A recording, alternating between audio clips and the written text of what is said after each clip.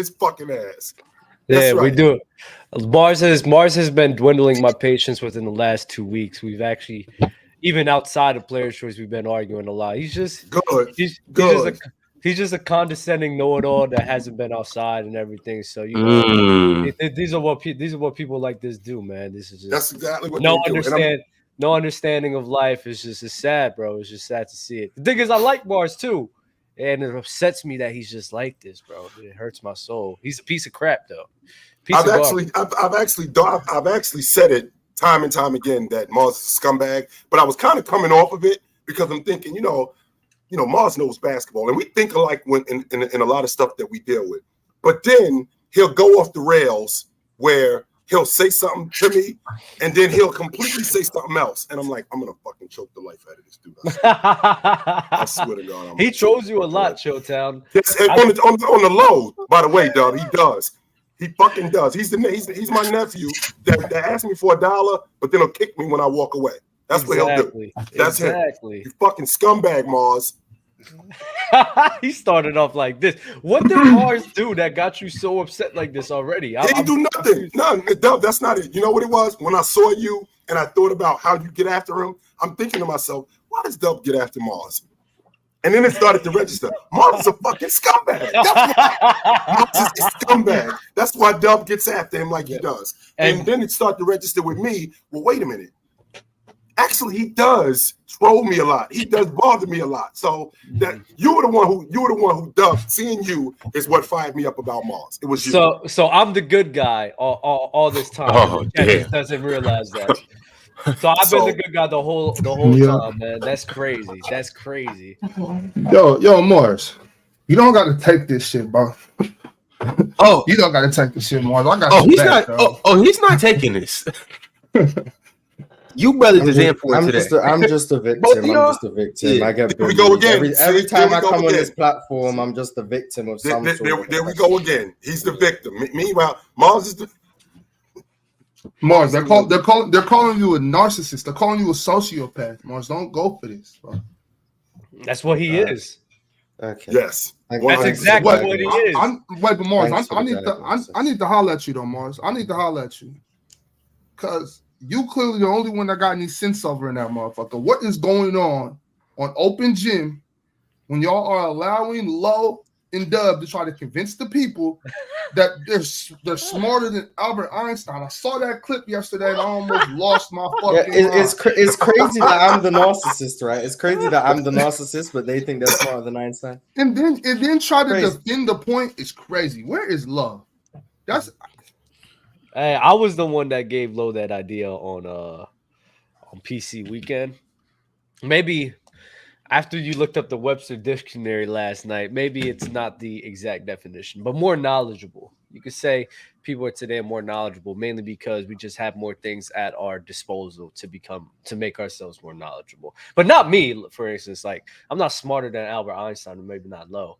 But we're talking about like people who dedicate years and years and years to studies and mathematicians. Like those guys are majority of the time smarter. I mean, not smarter, more knowledgeable. Well, if Low would have said that scientists today might be a little more smarter than scientists 60, 70 years ago, I would have been willing to just be like, you know what, that makes sense. You know what I'm saying? That they're he said we. He said most people, the average people today are smarter than that's Albert where Einstein. that's where I almost threw my iPhone across the room. That's where the disconnect is, because I wouldn't even say like the average person is, because they're really not. But when it comes to people like on the upper echelon, majority of them are smarter than people back then. So Jeffrey walking in the mall, Big Ox, he think he's smarter than Albert Einstein. That's Low think Jeffrey walking in the mall is smarter than Albert Einstein. Look, if I'm walking in front of Jeffrey at Arden Mall and we're going down the escalator and I hear him tell one of his friends he's smarter than Albert Einstein, I'm gonna Sparta kick him down the escalator.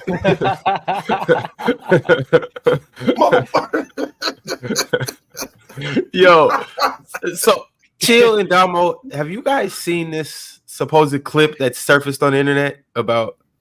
Yeah, I literally I went in the group chat and I seen people talking about it. And I'm like, smart enough, what the hell are they talking about? I'm scrolling up. I'm like, what the hell did I miss last night? Then I literally open up YouTube, go through shorts, and lo and behold, Lowe's talking about I'm smarter than Albert Einstein, and I turned off YouTube. I just obviously you don't need to see no more, Doc. You out. Literally in the first 5 seconds. To be honest, I'm smarter than Albert Einstein. Off. Like, yep, let me get off. And that's good. I almost like Damo. I almost disabled the YouTube app, shut down my YouTube channel, quit PC. I was done with the internet. I was done. You know, I had the same reaction to that clip that Terrence Ross had to Kai Jones. That's the exact same reaction. Oh man. Hold on. But before we get to that, I just got to play the clip for the people out there that haven't heard it. You got it ready? If you have heard it, I know it's cringe. So just mute your mic, log out of YouTube right quick, do what you got to do. But for those who haven't, here you go. Like, so technically speaking, all of us we're smarter than Albert Einstein. At the end of the day, the point I'm making is that there's just way more information that we can consume now that would just make us way better at understanding how the game of basketball can and should be played because of the mistakes that they were making in the 50s and 60s. We've now seen what that looks like when people learn from them. Like, technically speaking, all of us we're smarter than Albert Einstein. At the end of the day, the point I'm making is I'm playing it twice. Some people might not have thought that they heard what they heard. That would just make us way better at understanding how the game of basketball can and should be played because of the mistakes that they were making in the 50s and 60s. We've now seen what that looks like when people learn from them. Like, technically speaking, all of us we're smarter than Albert. To hear the whole look. So listen, I do need to chat. Real quick though, you know how when you with a chick, right? And you like, I'm cracking this tonight. You know what I'm saying? Like, I'm gonna let her ramble. Dub over there talk about right, exactly. No, because exactly. Listen, because I understood, and this a lot of times like people do, like I can understand the point that's being made. I'm agreeing with his point, and when comparing it to basketball, right? I didn't agree with the part where he's saying like us people up there are smarter than him. You feel me? Now, I think people who studied years and years and years of like being a mathematician or scientist and whatnot, they're probably on a different level. But me and us up there, nah, we're not on that level. But I did understand the point when we compare it to basketball back then. It's like practice, right? The more things is being practiced, the more is going to keep evolving and keep getting better and better and better and better over time. So I think humans in general, in terms of basketball, basketball first was beginning in like the 40s and 50s, and they were practicing this thing time and time and time again for decades.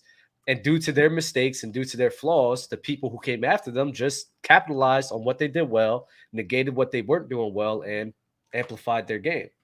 That was the point he was really making. I believe Big Ox used the term comprehension.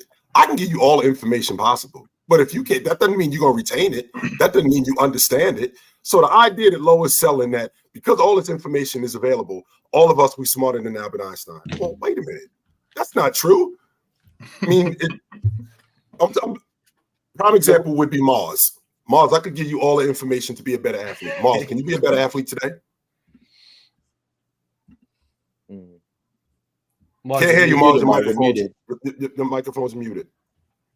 Based on evolution, I would humbly say I'm a better athlete than most people who played before the 2000s. 1000%. That's crazy, actually. That's actually wild. I'm not gonna lie. See what I'm talking about? That's wild. See what I'm talking about, dog? I wouldn't even say that. This is the shit I'm talking about, dog. When I see you, it's Dub, when you was in school and it's this one person in school that you kind of cool with him, but you really, there's a part of you that don't like him, and then you'll see somebody that get after him, and it amplifies your hatred for him. Like, you know what? I really shouldn't be fucking with you like I do. You actually a scumbag. That's Mars. Well, Mars, I know you're an athlete, Mars. So I'm not tripping. Like, I know you're an athlete at some point. So maybe you in your peak athletic form. I'm not gonna say like you're not as athletic as people before. But that's different, bro. Like nuts. if you Stop. like Google, He was not more athletic than Bill Russell. Stop it. I'm not I would never agree. He really just said that, Jalen. He really did just say that. He did. That's what I'm saying. We not just going to do that. He just said that. That's not what I'm agreeing to. That's not what I'm agreeing to at all. But what I'm saying is this: my main point is this: just because you can Google some shit doesn't mean that you're smarter than the person that put it on Google. You can read it on Google, but that doesn't mean you know how to apply it. That doesn't mean you mean when to apply it. That doesn't mean you know where to apply it. That doesn't even mean you understand what you read. Comprehension is key here, kids. We talked about it. We talked about it in the panel group chat. Again, in the chat. There's a difference between intelligence and a difference between knowledgeable. I can go on Google, Wikipedia, and I can gain a lot of knowledge looking up stuff. But to develop theories, develop understanding of stuff that hasn't been studied yet, or stuff that's still early in its theory, it's a lot more difficult. So Albert Einstein was able to develop mathematical theories early and develop the logic required that people today use to develop it even further, right? So there's a difference between intelligence and knowledgeable. We're more knowledgeable than scientists in 1950 because we have more facts and more information available to us, but we're not more intelligent because we're not able to develop the theories and develop the ideas that they did from where they start. The starting point was different. And again, what Ox said in terms of the application, the theory of it, applying that knowledge is a completely different thing to just knowing it. Also, you a better athlete than Pele? I mean, the chat's hating on me right now. I don't know why only 43% have said yes, I am. But to the 57% of you, put me in the 60s. Just put me in the 60s, man. There's 800 goals he scored. I'm tripling that. But is what it is. Dub, I don't know how you deal with this dude on the regular, yo. I don't. I agree. So I agree with half of what he's saying because it's like he's not more athletic than all the guys he's saying. But could Mars be more skilled? Maybe. Can a lot of people also in the chat right right now, 17 rebounds in the 60s, Doug. I would. You don't understand, and it gets me mad. Y'all don't understand what I was doing, bro. So he can say about. Yeah. Dub is smart. What were you doing? Y'all don't understand. Athleticism. You just said what you were doing, Dub. What were you doing? Athleticism. I wouldn't average 17 rebounds in the 60s. Yes, you would, Bob. And now he can average 15 in the 60s. Nah, y'all don't understand. You had to be there to see it, bro. I was outboarding 6'2", 6'3" motherfuckers, bro. I'm not hearing that. I'm not hearing that. Is not big, Dub. And you know what? The average height in the NBA at the time was 6'6". And I would still be outboarding them. And you know what? Hey, and I said this, I'll be the best it. defender. I do believe it. I actually 100% believe it. And I will probably be the best defender in that realm in the 60s. Bob Cousy would fry you. Oh my God. Do you know what Jerry West would do to you, Doug? I am Jerry West. I say this. Jerry West, I might have to Robinson with the Pistol Pete too, though. I'm not holding you. Don't forget about the pistol. I am sitting on that shot every single time. I'm not respecting that. I'm just playing back easy. And I'm not gonna lie. I see people outside where I'm watching Bob Cousy. I see people outside is way more shiftier, guarded way more shiftier people than Bob Cousy. Oh my God! Do you know what Danny Ainge would do to you, Doug? Well, now that's 80s. That's 80s, bro. He'll shoot over me. Yeah, that's 80s. Oscar Robertson. Danny Ainge would do it, but Oscar Robertson. Oscar Robertson still there. Elgin Baylor, a little bit of 60s. You like a foot shorter than all these players. But they can't shoot. They can't shoot over you. The thing is, like people, unless like people don't really get by me like that. A lot of times people just be shooting over me. They can't shoot. We're not talking about people. We're talking about Bob Cousy. We're talking about Jerry West. You think he bodying me? You think he bodying me? He ain't bodying me. No, we're talking about He's not bodying me. Damo, this is at least in football, I'm not at a clear height disadvantage. You're a foot shorter than these people saying what you're going to do. I'm like in the same realm of height. He's not bodying me. He's not bodying me. That's why what you're saying is worse than what I said. In my home, he's not bodying me. I understand y'all trolling this now, so it's okay. Oh, I'm definitely better than Pele. What did Cam Newton say? What did Cam Newton say? He got 2 inches of straight venom. I got 5-6 inches of straight venom. You feel me? Venom, bro. Focus, Damo. Hey, Damo, stay with us, Damo. Relax, Damo. That's not where you going. Would you focus? Focus, Damo. Please focus. That's not where you going. I need a pepper bag. I'm hyperventilating. Oh my God. Straight venom. Focus, Damo. Y'all had to be there to see it, man. I gotta get back in my prime. Screw that. Y'all don't know. Yo, what do you mean get back to your prime? You're 22. That's it. You're supposed to be in I'm out of right shape. now. I'm out of shape, though. I gotta get back in shape. I gotta get back in shape. I gotta get back in shape. Dub, 17 rebounds is crazy. You won't know. I've had more than 17 rebounds 4 times. Maybe 4 or 5 times in my whole basketball career, bro. That's crazy. But they weren't playing as fast as they did. Well, as fast as they did back then. All right. You got like I'm trying to make sense of this. I mean, Elgin Baylor averaged 14 rebounds a game. Elgin, and he's a foot taller than you. What was Elgin Baylor? That includes high school. He averaged 27 and 14 for his career. That's more than 17 is Shaq. crazy. I think you might fall into 1, 2, maybe 3 rebounds if you're on the court. They'll come to you. But For the whole game, by the way, Jalen. I got for you. the whole game, he's on the court. Elgin Baylor. Because you are a part of this, Mars. Baylor, Mars. You are a part of this. You're a part of this. I haven't done anything. You started this. Yes. No, Mars. It's your fault that Dub thinks he could beat Bob Cousy. It's your fault that Mars thinks he's smarter than Albert Einstein and the rest of us up here. And it's your fault, well, that you think you're better than Pele. Chill. You would probably be the best. One of those things. Chill.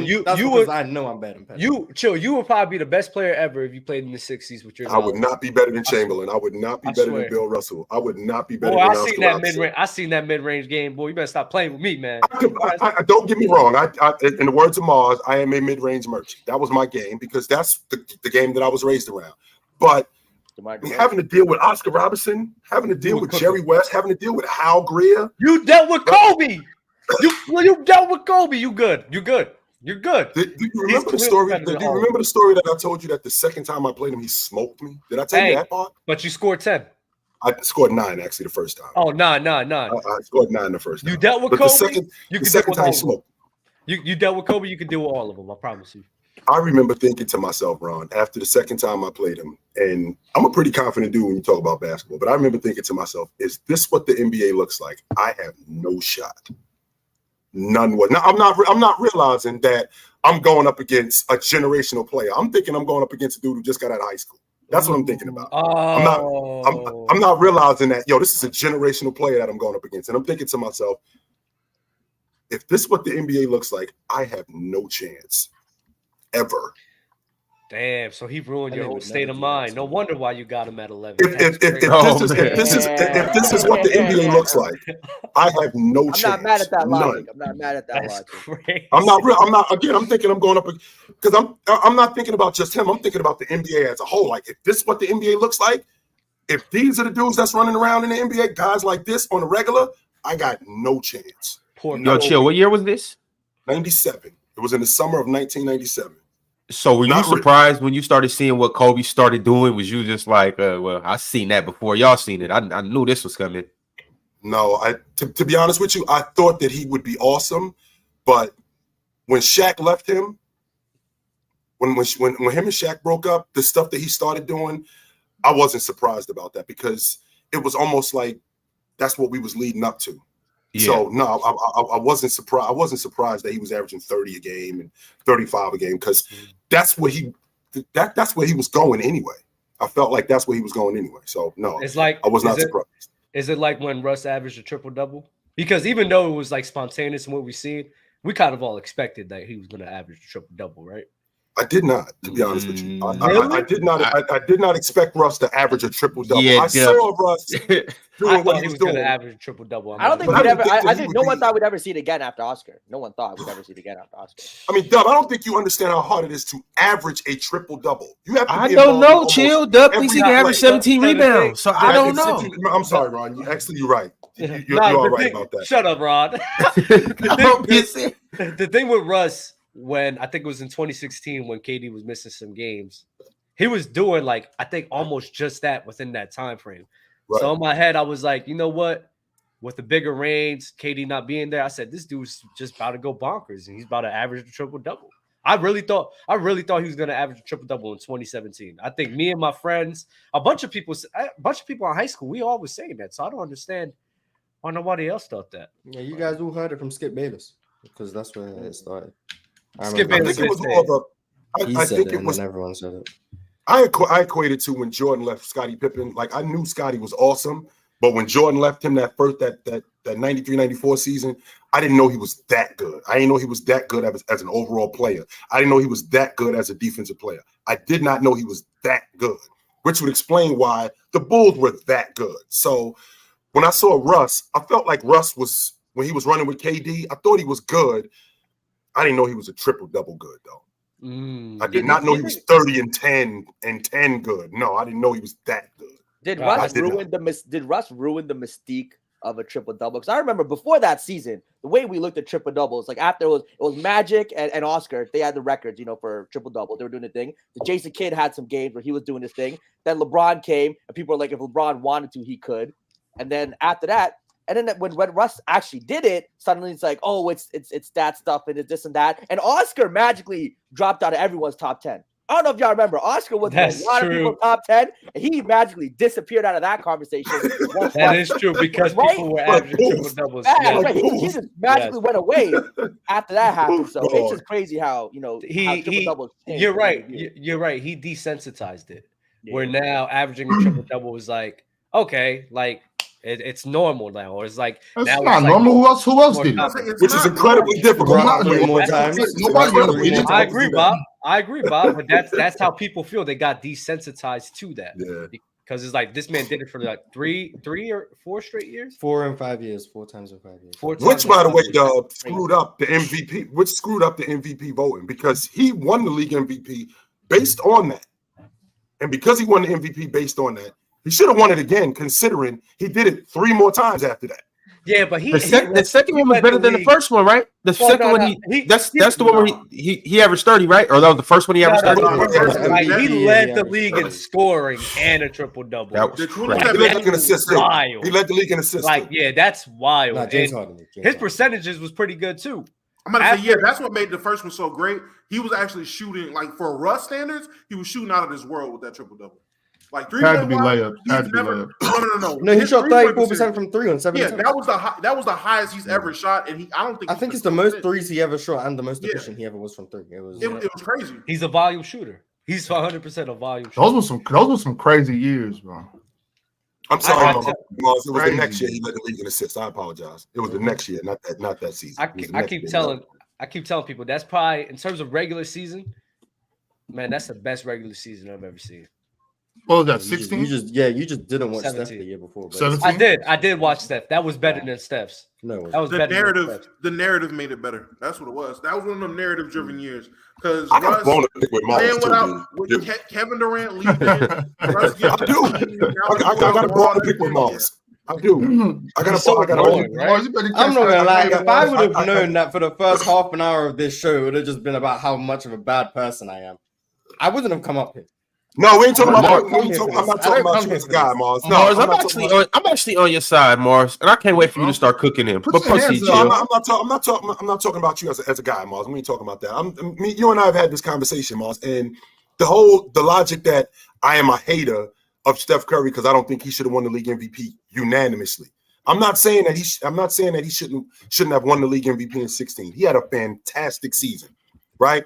Fantastic. Went 50, 40, 90. That team won 73 games. He had one of the best shooting seasons in NBA history. But for what Kawhi Leonard did for that San Antonio team, the fact that team, Duncan's over. He's retiring that season. He is finished. Tony Parker is in year 15. I believe Manu Ginobili is 37 years old. Still balling, but 37 years old. Right? So Tim Duncan is basically David Robinson in 2017. Tony Parker is in year 15. Still awesome. 100% still awesome. Still playing at an all-NBA level. But who am I thinking about? I'm sorry, Manu Ginobili is clearly on the other side of who he used to be. Kawhi Leonard, who is arguably the best defensive player in the game at that point, the best defensive player in the game, and averaging 21 a game. And that team won 67 games, Mars. 67 games. I'm not saying that Steph Curry shouldn't have won the league MVP, but to say that it's a wash. We shouldn't even have a conversation about anybody else. When we're talking about a guy in Kawhi Leonard, who is arguably at that point the best defensive player in the game, I think that's nuts. I don't think it was arguable. I think he was hands down the best defender in the game. I think he was. You mean Kawhi Leonard? Yeah, Kawhi Leonard was hands down the best defender on the hardwood. That's beautiful. So see, here it go, Chill. Here it go. No, let me just. I'm gonna just ask, Chill. Who would you have voted for MVP that year? Who would I have voted for MVP that year? Mm-hmm.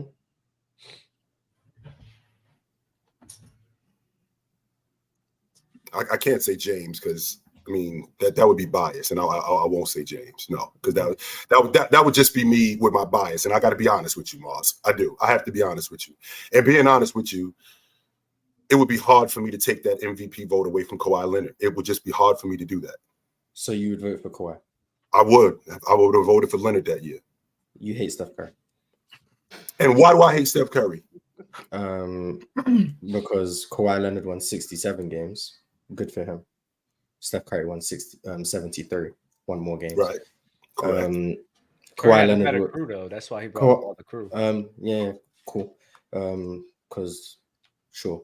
That's a fact. I don't know why. Sure, I said sure. But it's the condescending tone. White Chill is the condescending. Let him go. Go ahead, Mars. Keep going. Keep going. Because Kawhi Leonard may have been the best defender in the league.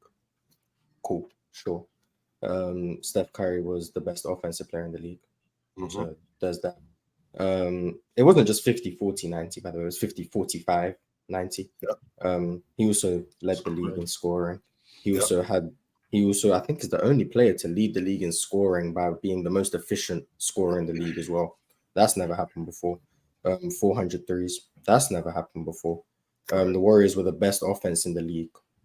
I don't think the Spurs were the best defense in the league, but they might have been. So I'm not gonna. Someone could check. They might have been because they were like top 2 or something. So there's that. But just the fact that Steph Curry also played more games. But if you think Kawhi Leonard was the MVP, right? That's your opinion. So I'm not giving the MVP to someone over the fact that Steph Curry did something we've never even seen before on like 3 different fronts. We've never seen someone lead the league in scoring while being the most efficient scorer of all time. Right. We've never seen someone make 400 threes. We've never seen someone shoot 45% from 3 on 11 threes a game. We've never seen a team win 73 games. He did 4 things that we've never seen before. Kawhi Leonard gets the MVP for averaging 21 a game. And I'm glad you brought the 21 up. I'm glad you brought up the 21 a game because we're talking about a guy who's not just a defender. We're also talking about a guy who's a scorer too. So it's not like he was just grabbing rebounds. And that 67 win, the 67 wins they had, he contributed to that by not only being the best defensive player in the game. He averaged 21 a game too. So I think that matters. So when you're talking about being the most valuable player, which goes back to my point, the fact that it was unanimous, because again, the fact that offense, the Golden State Warriors offense was what it wasn't solely due to Steph Curry. Steph Curry did have a lot to do with that. I mean, are we going to add how many 3-pointers Klay Thompson cracked that year? Are we going to add how good Klay Thompson was that year? Are we going to add the fact that Draymond Green was second in the league in Defensive Player of the Year? So you're talking about arguably the second best defensive player in the game on his crew, plus the second best marksman in the game on his crew. Meanwhile, Kawhi Leonard, who's running with a 15-year Tony Parker, he's running with a 37-year-old Manu Ginobili, and he's running with Tim Duncan, who is over. And I got to make sure I get his name right. Fabricio. I got to make sure. So are we just ignoring the fact that LaMarcus Aldridge was on the team? No, we're not ignoring that. No, so why are you mentioning old Tim Duncan and Tony? Like LaMarcus Aldridge was right there, just chilling. Like he was right there, but he had just gotten on the crew. He had just gotten on the crew. That Golden State Warriors team had been together for quite a while. It's not like that crew that was just got first together. Year starting. Well, second kind of, but first year fully as a starter.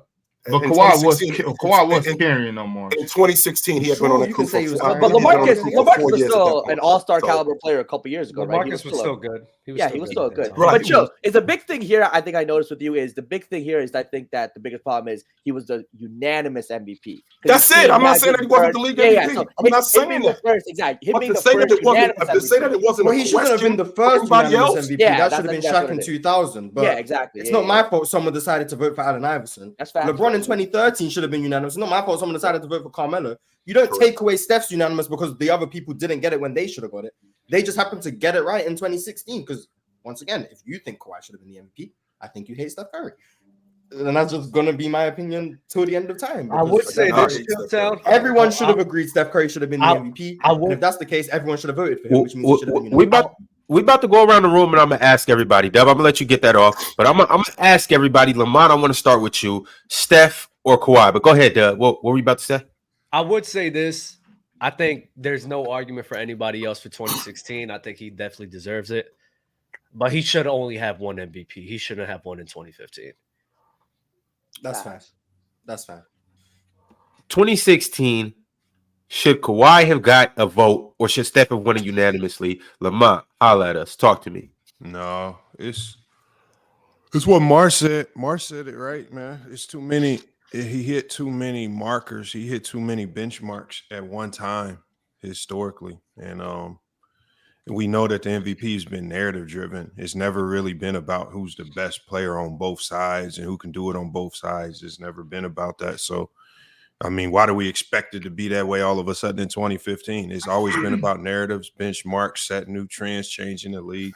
That's what Steph Curry did. And at the end, I think Kawhi got mixed into the bunch with Harden and LeBron, and then also, you know, those guys. And then so those guys ate up a lot of the potential votes that he could have gotten as well. So, I mean, Steph just record-wise, talent-wise, skill-wise, he just changed the league. He changed the dynamic. He did too much. And I mean, I don't see why. I don't with the shock value that he hit the league with, I don't see what voter would have went with him. I just don't would have went with Kawhi Leonard. It just Kawhi Leonard's game doesn't really have that much shock value to it. It's not really, you know, it doesn't really jump off the screen. Yeah, Huh? it don't. There's So no it's just like who you got to really do something ridiculous to snatch a vote from Steph Curry in 2015. Yeah, he was on one. Okay. Yamo? Shock value. Oh, this is a serious. It's just the truth of the vote. It's just the truth of the way the votes go. I mean, look, we just talked about how Russell Westbrook won the MVP because of what? Shock value. Yeah, the narrative. Shock value. Did he win it? He didn't have the best team, but he did something that nobody thought could be duplicated again. That's shock value. So it's always been like that with the MVP. So it doesn't surprise me. Steph, like Mar said, he hit 4 different historically great benchmarks. Not just one like Russ did. He hit like 4. I mean, you can't get no more shock value than that. I mean, you want to give, like I said, I would have gave James Harden a vote over Kawhi Leonard. And it wouldn't even have been Kawhi Leonard getting the first place vote, if even LeBron. But to give it to Kawhi at all people, hell no. Ain't no way. Why James Harden? Because he was buckets? That was it? Yes, but he had more shock value that year. He jumped off the screen. That's the year he came in out of shape and Kevin McHale got onto. Right. Yeah, that team was a 500 team too.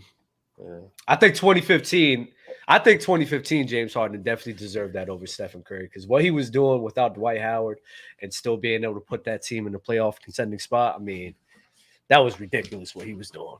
I think he had more shock value, but the highlights won it for Stephen Curry in 2015, but I digress. I think Kawhi wins that MVP in 80% of other NBA seasons. Like, he just lost to an all-time great season by Steph. Every now and then you have those seasons by whether it's LeBron, Jordan, Shaq. It was the all-time great season by Steph. The 73 wins is huge, right? But in most of the seasons, I think Kawhi would win. Again, his team winning 67 games. So I get the logic behind Kawhi. He just ran into an all-time great season. So gentlemen, Steph was for sure unanimous. Yeah. I Let's think get straight. Kawhi, I think you put that Kawhi in any other year of the decade, and he doesn't win MVP one time. I agree. I don't think he wins it. He's not beating LeBron in 12 or 13. He's not beating Kevin Durant when Russell Westbrook goes down. Steph Curry in 2015, maybe, even though I think James Harden would be ahead of Kawhi in that race. 2016, obviously not. 2017, he's not beating Russ or Harden, as displayed by the fact he came third to them in that year. 2018, he's not beating James Harden, averaging 30 on a 65-win team. He's not beating him. He's not beating Giannis in 2019. He's not beating Giannis in 2020. Maybe Derrick Rose, but Derrick Rose being the number 1 seed in the East on that Bulls team where you could argue they weren't that great either, and the shock value of Derrick Rose, I don't think he wins any year in a decade. I mean, is his team first? Like, is his team first place in the West? How often is his team first place in the West in that decade? Let's say that team, the Spurs, are first place. They have 67 wins. I think that matters to voters. They'd probably be first. Yes, I think that matters. I understand. I mean, if you break it down, LeBron, KD, I think some of those guys had better individual seasons, but having the best record in the league and being the best player on that team, we've seen guys win MVP with those two things going for them. See what I'm saying? Mm-hmm. We're past the days where you're winning MVP averaging 21 points a game. So when Steve Nash did it, that was the last time. They're not giving low volume scorers an MVP. Wait a minute. And whether or not that's right or wrong, I'm not saying that. Because I'm a firm believer that Steve Nash deserved his MVPs. I think he should have won it in 2007 and Dirk won it. So I don't subscribe to the belief of low volume scorers can't win it. But 21 points a game is not going to win you an MVP in this modern era of basketball. So the scoring part was, so if that 21 was 25, it might be different. But the fact that he averaged 21 a game, even though in terms of efficiency, he basically he did almost the same thing Curry did.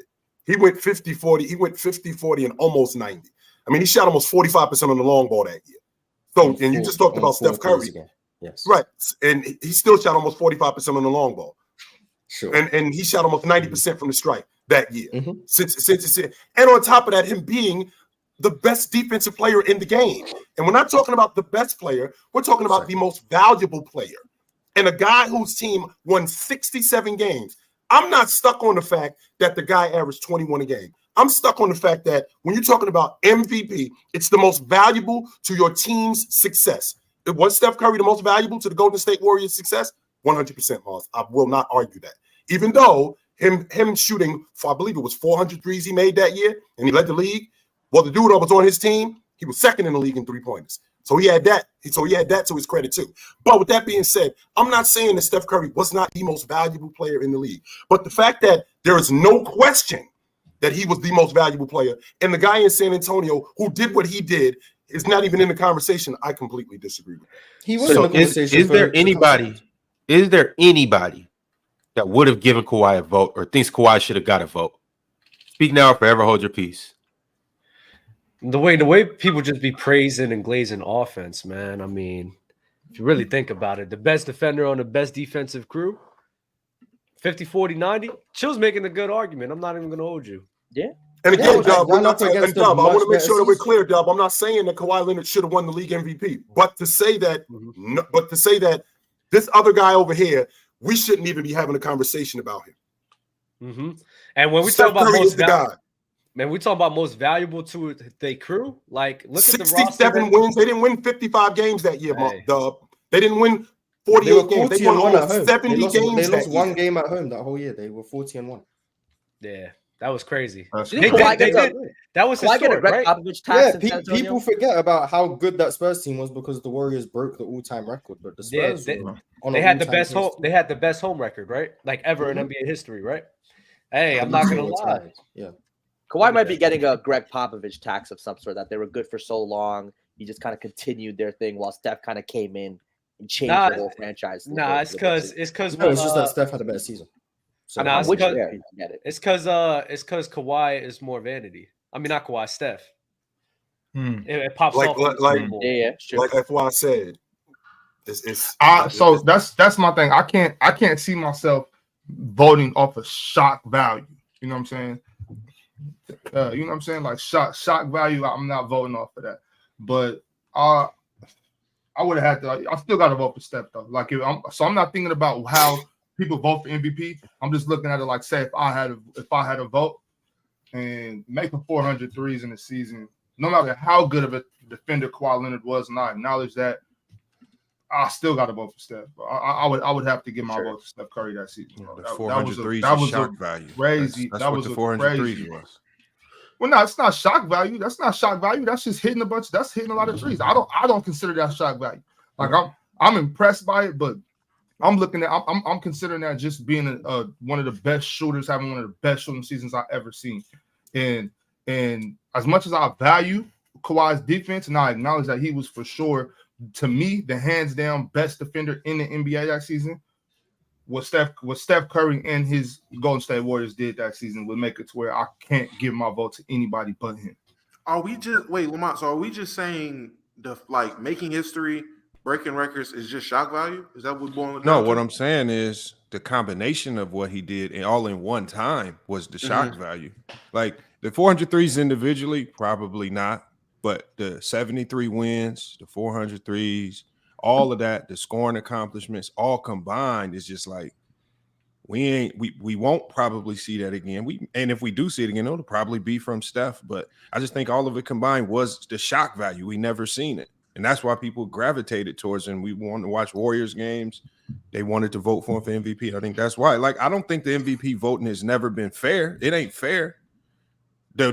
Most times, the best player in the league don't get the MVP award. It's always about some narrative. It's always about some type of shock value that player. See, that's not true, Lamont. That's not true. That's what I believe. I don't believe the best player always gets it. That Kobe should the best player doesn't always get it. No, the best player Jordan doesn't should have at always least get it. 7. The best player doesn't always get it, but the majority of the MVPs go to the best player. I don't think so. Yeah, that's questionable. Let's do it. Let's go through history. Let's go through it. Joel Embiid. Was Joel Embiid the best player in the league? No. Jokic in 22, was he the best player in the league?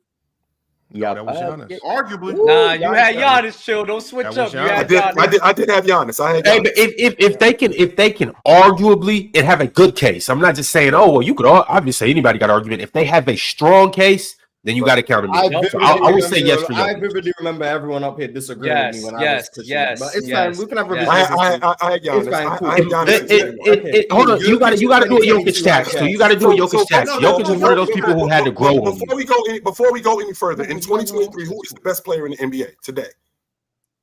Joel Embiid's better than NBA. No, he's not. Who is the best player in the NBA today? 2023? Today, we're going into the 23-24 season. Who is the best player in the NBA today?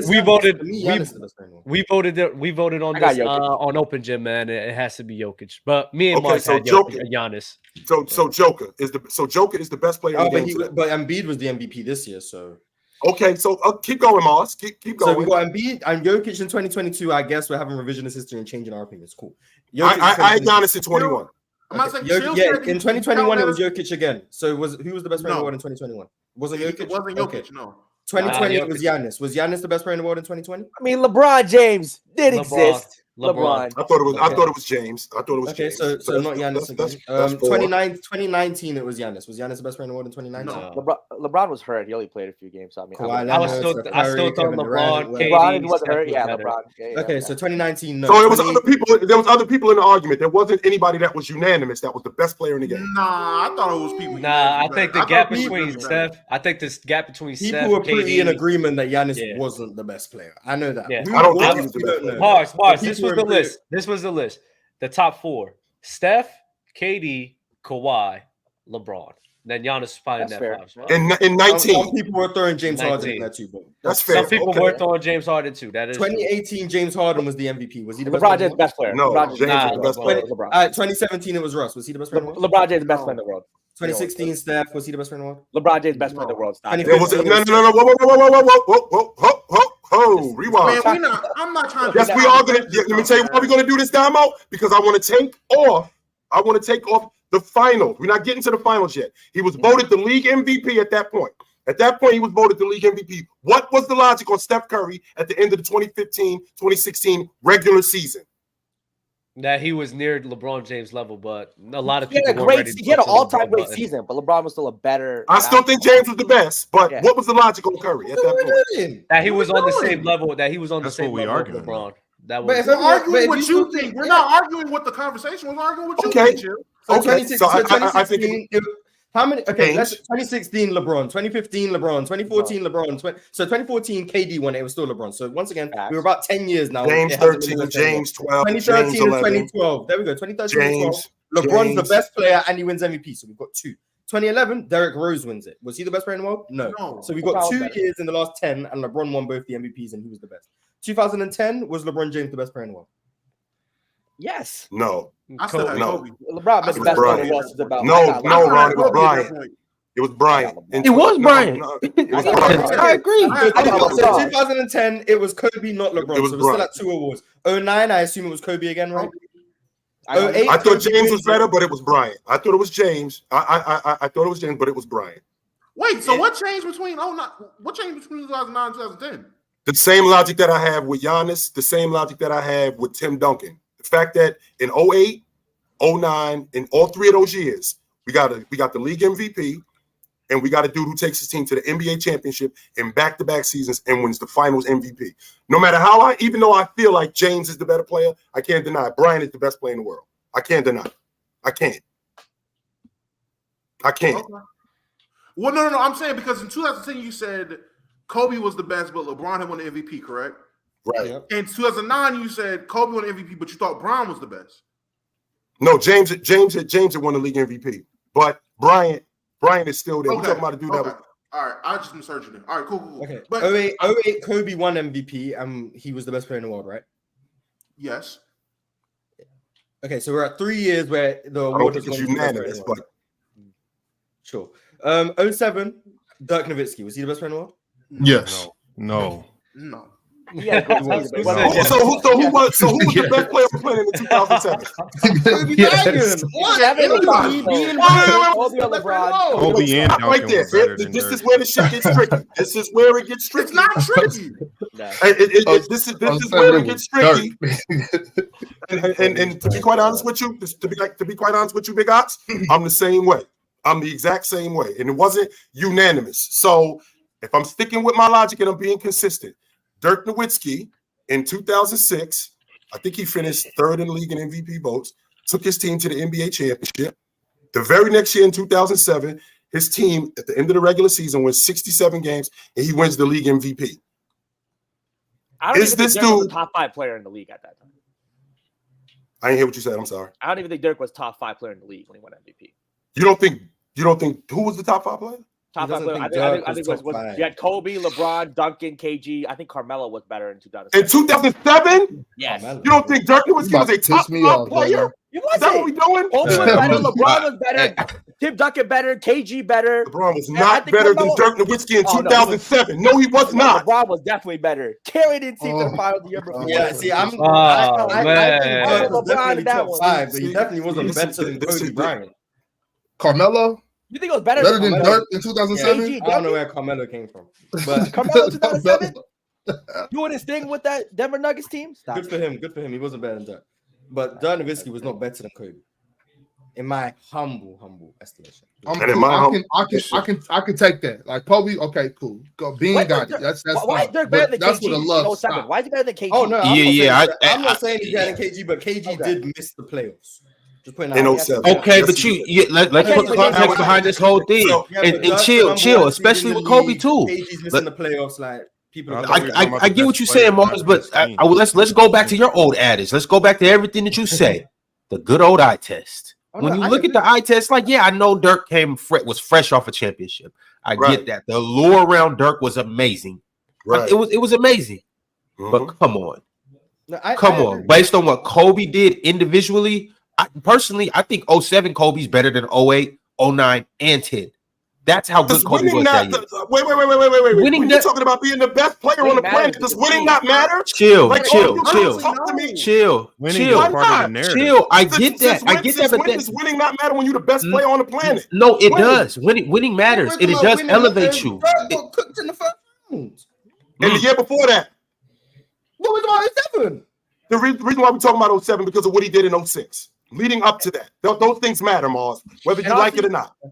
Sorry, whether you like it or not, those things matter. D-Wade got hurt that year, but D-Wade was still a better basketball player than Dirk Nowitzki in 2007. Yeah, but he was. That's another name. He was hurt. He got hurt too. Yeah, he got hurt too. He got hurt early. So chill, love Dirk, but it was nothing on the court that Dirk did better than Kobe Bryant. Nothing. Or LeBron. He rebounded back. Barely. Hey, for the height disparity, Dirk wasn't a better basketball player than LeBron or Kobe in 07. Oh, that's fine, but he was a better scorer than LeBron. He was a better scorer. So he wasn't a better basketball player. Like, remember, winning is a narrative. Winning just adds to your narrative. But that's why I part of say it, though. FYI, it's not just stepping on the basketball court. All right, this dude is better than that dude. No, but that's winning, not the end of it. Well, winning adds to your No, narrative. it's not. No, it's not, Mars. That's all it We're does. talking about the MVP doesn't go to the best player, so yeah, it pretty much is just about who's the best player. That's what we're talking about right now. We're not talking about and what makes you the best player? That's very important to add that. What makes you the best player? Being better than the other person. It's not just being better at basketball. That's not enough. That's literally what it is. That's what we're talking about. That's literally what the hell am I? What is going on here, yo? What the fuck is happening right now? What am I listening to?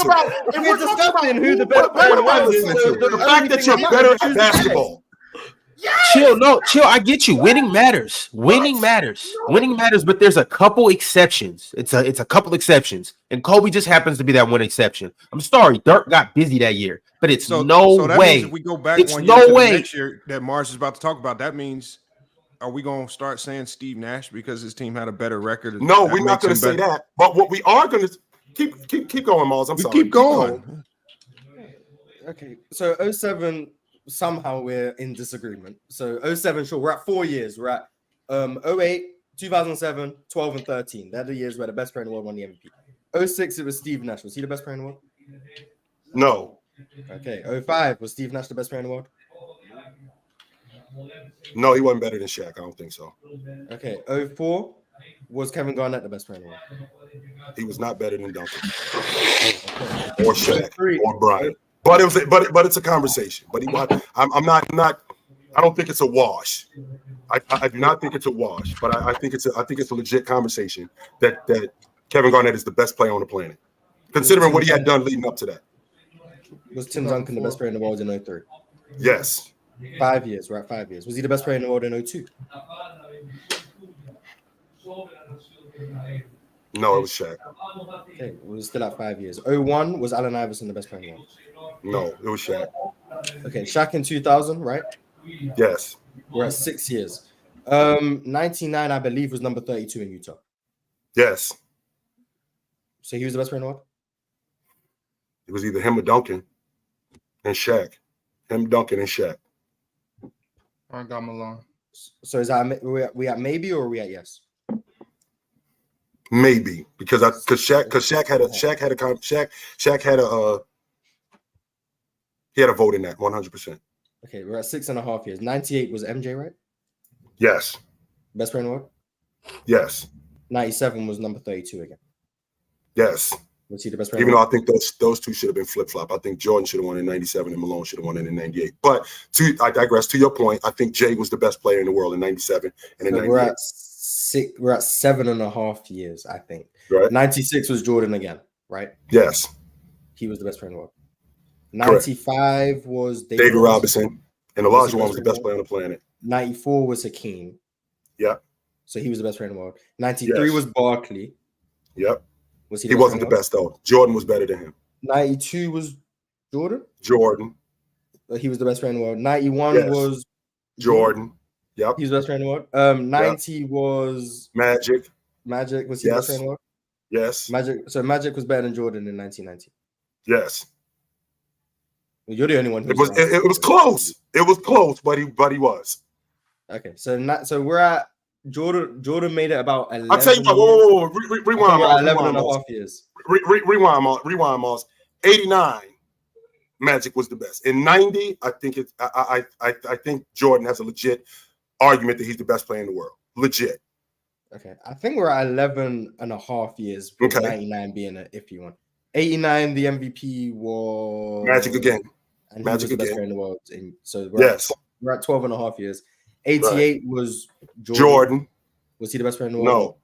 No. 87 was Magic. He was the best player in the world. So you could actually go watch Chill with Chill on Saturday and hear all of this. We just went over this. Oh, sorry. We'll go to 1980. We'll stop at 1980. 1986 was Larry Bird. Was he the best player in the world? Undisputed. 85 was Larry Bird. Was he the best player in the world? Yep. 84 was he the best player in the world? Yes. It was close, but yes. 83 was Moses Malone. Was he the best player in the world? 82 was Dr. J? No, it was Moses again. Moses was 82, and then Dr. J was 81. So Moses 82, was he the best player in the world? Yes. 81 was Dr. J the best player in the world? I don't think Doc was better than Jabbar in 81. I don't. And then 80 But was crazy. he won the league MVP. And in 80 it was Jabbar. Yes, I think Jabbar Okay, was so best player it in the world. seems that from the 2000s onwards, it's happened like 3 times. Before that, sure, MJ was winning it when he was the best player in the world, Magic and Bird and Moses. So 80 to 2000, sure, you can say the MVP was more than likely going to the best player in the world. Since then, it hasn't happened. It's been Shaq, Duncan, Dirk somehow, Kobe, and LeBron. That's it. Every other time, it wasn't the best player in the world. So something changed in between the lockout season in 99 and now, where they just stopped giving it every year to the best player in the world. Before that, sure, you can make the claim that it was going to the best player in the world. But the last 23 years, that hasn't been the case, based on our little case study here. So there you go. W research. All right, fellas. I got a lot of super chats to get into. Also, we got a lot to talk about on this show. It's a lot that's going on right now in the NBA world. Obviously, you see the title of the show. We're going to talk about Jimmy Butler. We're going to break down the Miami Heat. This is actually the last team of our 30 teams in 30 days. How ironic. It's the Miami Heat, who obviously were the runners-up last year. So we'll get into them. We'll talk about them missing out on stars the last couple of years. We'll talk about whether Pat Riley's a terrorist or not. Drew Holiday is being aggressively pursued by Team USA. We'll talk about that. We'll just talk about some players that committed to Team USA that actually didn't get an invite or won't get an invite. We'll talk about who those players may be. But I'm just baffled that we've sat here for 56 minutes in 3 seconds and we have not talked about the clash of two titans. We have not talked about the future of the league for the next 15 years. We have not talked about what we seen last night from an alien and the unicorn or another alien, two aliens going against each other. We haven't talked about it, and I'm just baffled. And I'm ready to jump off the biggest cliff that's known to man. But, oh yeah, Bob. I'm about to get nasty during this segment. But I want to hear from you. Yeah, Damo. Freaky. But yeah, Mars. But I want to hear from you guys. How do we feel about last night based on the eye test? I know it's the preseason. I don't know if you guys would give them their flowers because it's the preseason. But talk to me, fellas. Victor Wembanyama versus Chet Holmgren last night. There's a lot of positives, but I want to start this maybe with a bit of a negative. I don't know. I remember saying when we spoke about Wemby coming in, one of the reasons he's not going to average 10 rebounds is because after he contests a shot, he doesn't go for rebounds. He leaks out and runs up the floor. That's part of the reason why he's not going to get 10 rebounds. A lot. If you watch the game, he did that damn near every time he contested a shot. He was out. He doesn't want rebounds. Maybe that's a coaching thing. He's not being told to do it because they want him in transition. He's a huge target, great hands, outlet. Cool. But that's why he's not going to average 10 rebounds a game, because of what he's doing. Leaking out in transition, relying on other people to get rebounds. I think he only had 5 yesterday. I just want to say that's why he's not going to get 10 rebounds. Now, positively, Chet, told you. Now, the aggressiveness, I saw it. It was nice. I liked it. He was attacking downhill. He was taking contact. He was finishing. Great touch around the rim. Good hands. He made a couple threes. I was like, nice. So, and the playmaking's there. He rebounds. Defense was immaculate. Chet, keep doing that, my friend. I like that. Wemby, he just does things like no one at his height should be able to do. There was a time he came off a screen, hit a sidestep 3. You're like, okay, this shouldn't be happening. Some crazy layup up and under. Like, you shouldn't be wild. You shouldn't be that fluid at that size. He can do things that don't make sense. Mars, you talking about when he hit the lay like this? Yeah, when he goes under over Chet. He's doing some George Gervin things at 9 inches taller than George Gervin too, by the way. With the weak hand, by the way. That wasn't with the strong hand. That was with the weak hand too. Shit, no such thing as a weak and strong hand in the NBA. Yes, it is. Ask Jaylen Brown. Yes, it is. Ask Jaylen Brown. It shouldn't be. I meant to say it shouldn't be. I'm just saying it shouldn't be. Right. Bro, I was eating watching that. I jumped up out the table. Yeah, that's the difference between Chet and Wemby. This might be a hot take. On a more consistent basis, I think Chet will probably give you more value. But in their rookie seasons, Wemby will be doing, like, there'll be occasions he'll have a few games here and there or just a few plays where no one else in the history of the NBA will be able to do the things that he's able to do. But I think Chet can put it together more consistently where it won't be as pizzazz. So Wemby will have more ESPN highlights, but Chet Wemby will have a few games where he makes 5 or 6 threes and a couple of them are step backs or side steps, or he gets a crazy putback or he does a crazy layup. Chet won't have those type of highlights, but on a more consistent basis, I think he'll be more valuable in his rookie year. So I think both of them have shown that they're capable of playing at the NBA level, even though it's preseason, but they've both shown it. Laurent, you're muted. We can't hear you. But that's kind of my takeaways from this game. And I'm very impressed with both of them. I think anyone who doubted their ability to translate, I know it's just one game, but the pieces are there. It's there to be seen that they're going to be very good NBA players.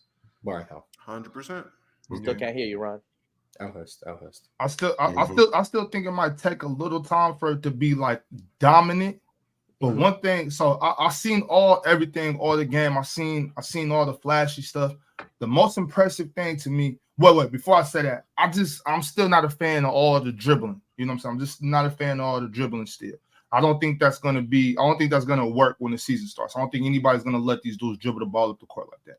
But what I'm very impressed by was Victor Wembanyama's ability on the defensive end to move his feet. I remember like a lot when you were younger playing ball and you're playing help defense and you just got the tendency to just reach in there and try to reach. Victor Wembanyama moves his feet and gets in front of you like he's 6'5" or something. It's like how are your feet like that? Like that was the most impressive thing I saw all night was Victor Wembanyama's ability to move side to side on defense. But I thought he wasn't going to be able to do that.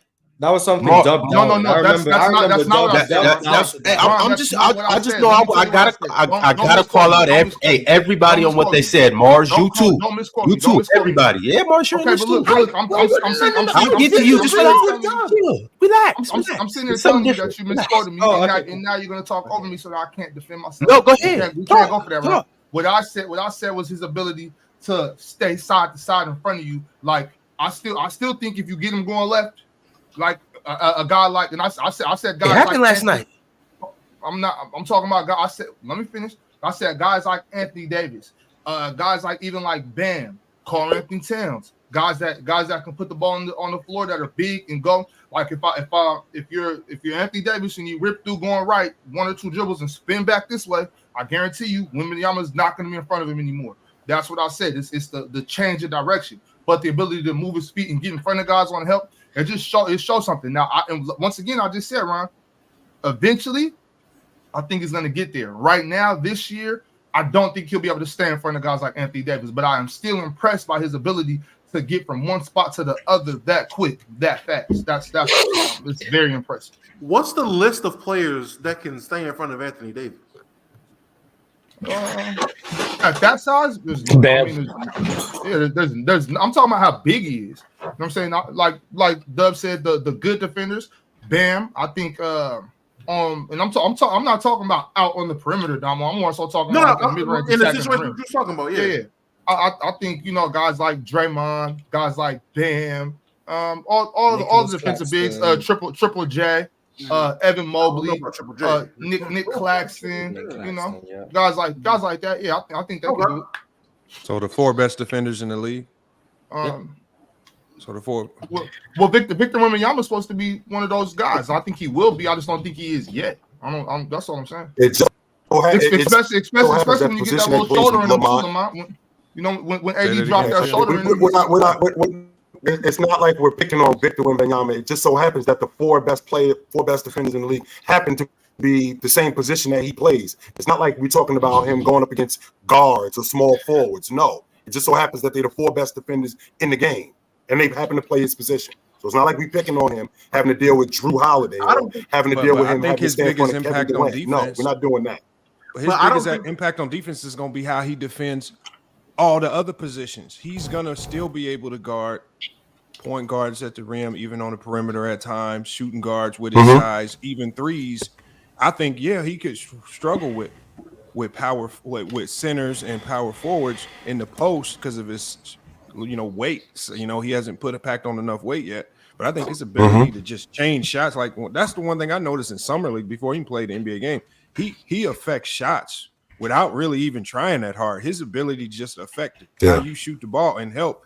And that's where I think his biggest change is going to be, is helping the others defend better, because he changes shots out of help defense like no other.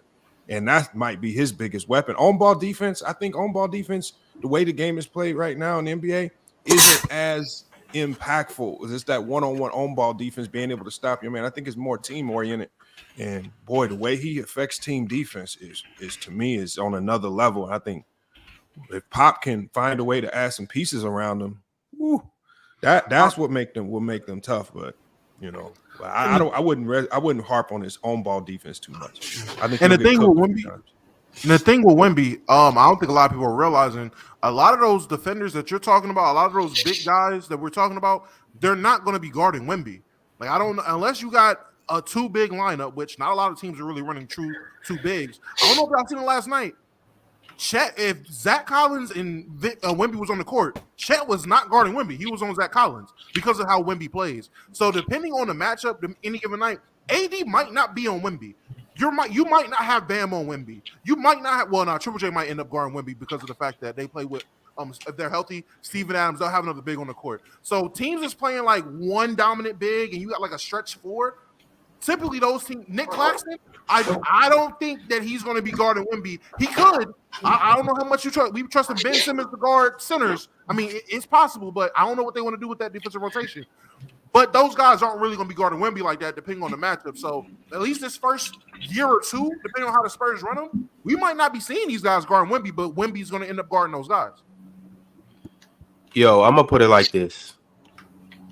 Giannis, Jokic, Luka, Jason Tatum, whoever else you want to throw out there, Steph, LeBron, whoever, y'all got 4 years to get it together. Y'all have 4 years. What I seen last night, after 4 years, they're running the league for the next 10 years or whenever their health is compromised. What I seen last night out of both of those guys on both ends of the floor, being able to literally do everything. Chet brings the ball up court, points at somebody on his team, says, come set a screen for me, comes off the screen, attacks downhill, gets an N1.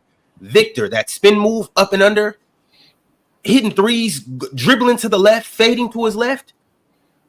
What I seen last night was generational from both guys.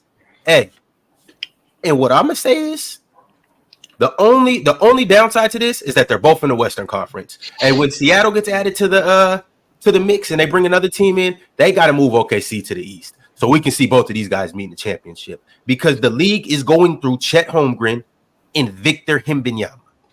Wouldn't they move Memphis to the East before anybody?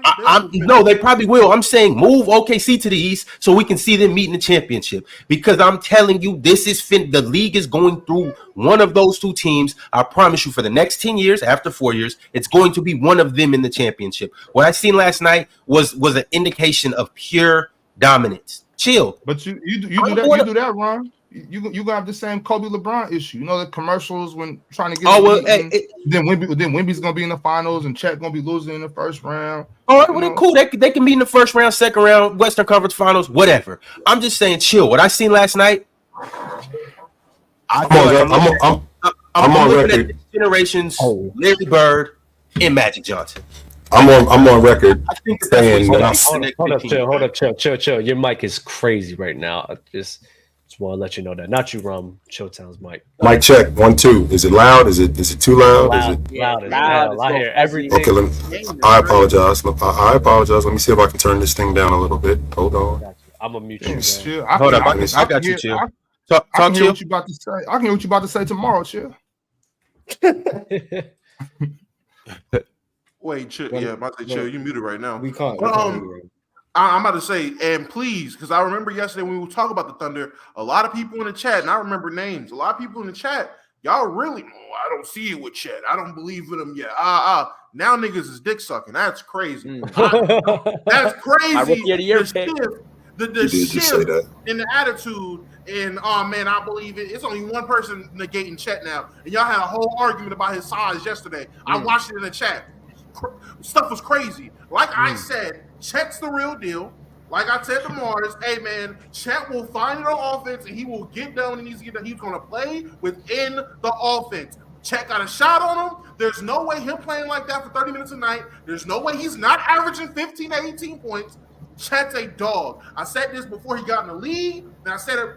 Chet and Wembanyama are going to push the game forward and change how motherfuckers are playing center in the NBA. It starts with Jokic and Giannis. It is definitely going to take a step up with Chet and Wemby. I love what I've seen. It was just a preseason game. I love the energy they had playing each other. You seen it mattered to them that they were matching up against each other. They were going at each other. Motherfuckers flexing, pulling Shador Sanders. It was great energy from those two players. They embraced the moment. They knew what it was. They knew what it was. I was the number 2 pick last year. You're the number 1 pick this year. We're both the 2 best young bigs under like 22 or whatever in the Western Conference. Somebody's got to be a dog, and both of them showed dog energy. I loved it. Wemby headbutt Chet and looked at him like, yeah, little nigga. Yeah. I was like, oh my God, you know you headbutt him.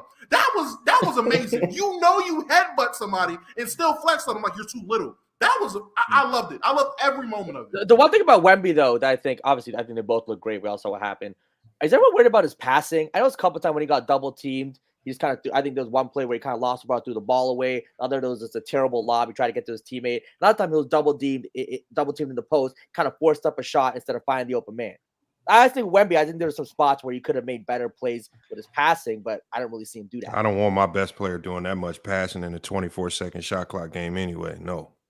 Get the shot I just off. think, you got to learn though. Like to me, again, especially let's say against he's a rookie, right? Defenses, 100%. So I think it's a rookie thing. That's something he can improve on for sure.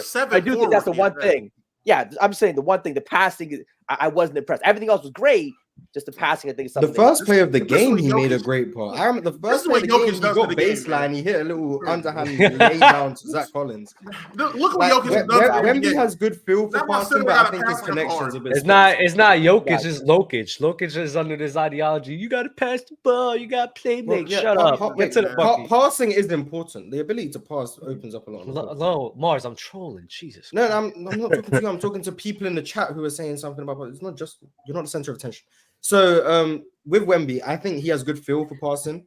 I do think his connection's a bit off sometimes, but that's expected. That's expected from a rookie and someone with hands just that big. Like you might just not have full range of motion, and the connection might be off a bit off. You might overthrow something. It happens.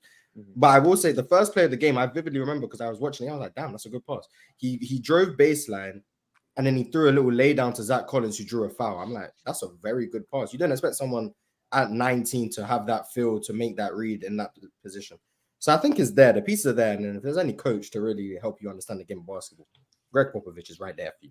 So I think it will come along. I don't think he's never going to be Jokic. Like that's a talent that he's not going to have. But he doesn't need to be Jokic. He just needs to be someone who can understand the game, see the floor, and make the right reads when necessary. But he has the ability to shoot over the top of people. The double teams, once he stops actually trying to handle the ball on the perimeter and starts actually understanding how to play through double teams, he will be fine.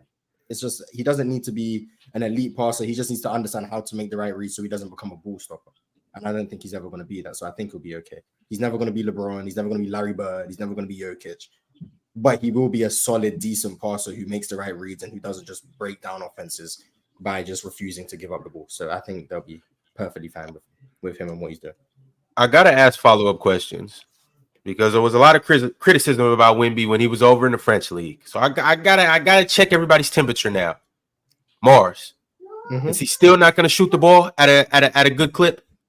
Is he still going to be a bad 3-point shooter? I don't think he's going to shoot well from three. No, but define well. I think he'll be around like 32%. Yeah, he'll be closer to 30 than 40. He'll be closer to 30 than 40. If he shoots above 36% on like 4 attempts, I'll be surprised. I think he'll be around 32. He's not doing that much. I think he'll be around 32%. That's right. I'm in me watching Vic, and bro, it's not harder to shoot in France than it is to shoot in America. The rims aren't just bigger over there and smaller over here. It's not an altitude problem. The defensive pressure isn't so much more intense over here.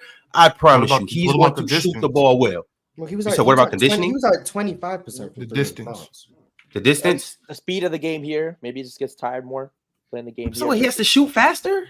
No, I'm just saying he gets tired more playing the game. When I watch Victor, he can shoot the ball. He can shoot the ball. Every time I've watched him, I've seen him make not only tough threes, contested threes, but I've seen it, but his shot looks good.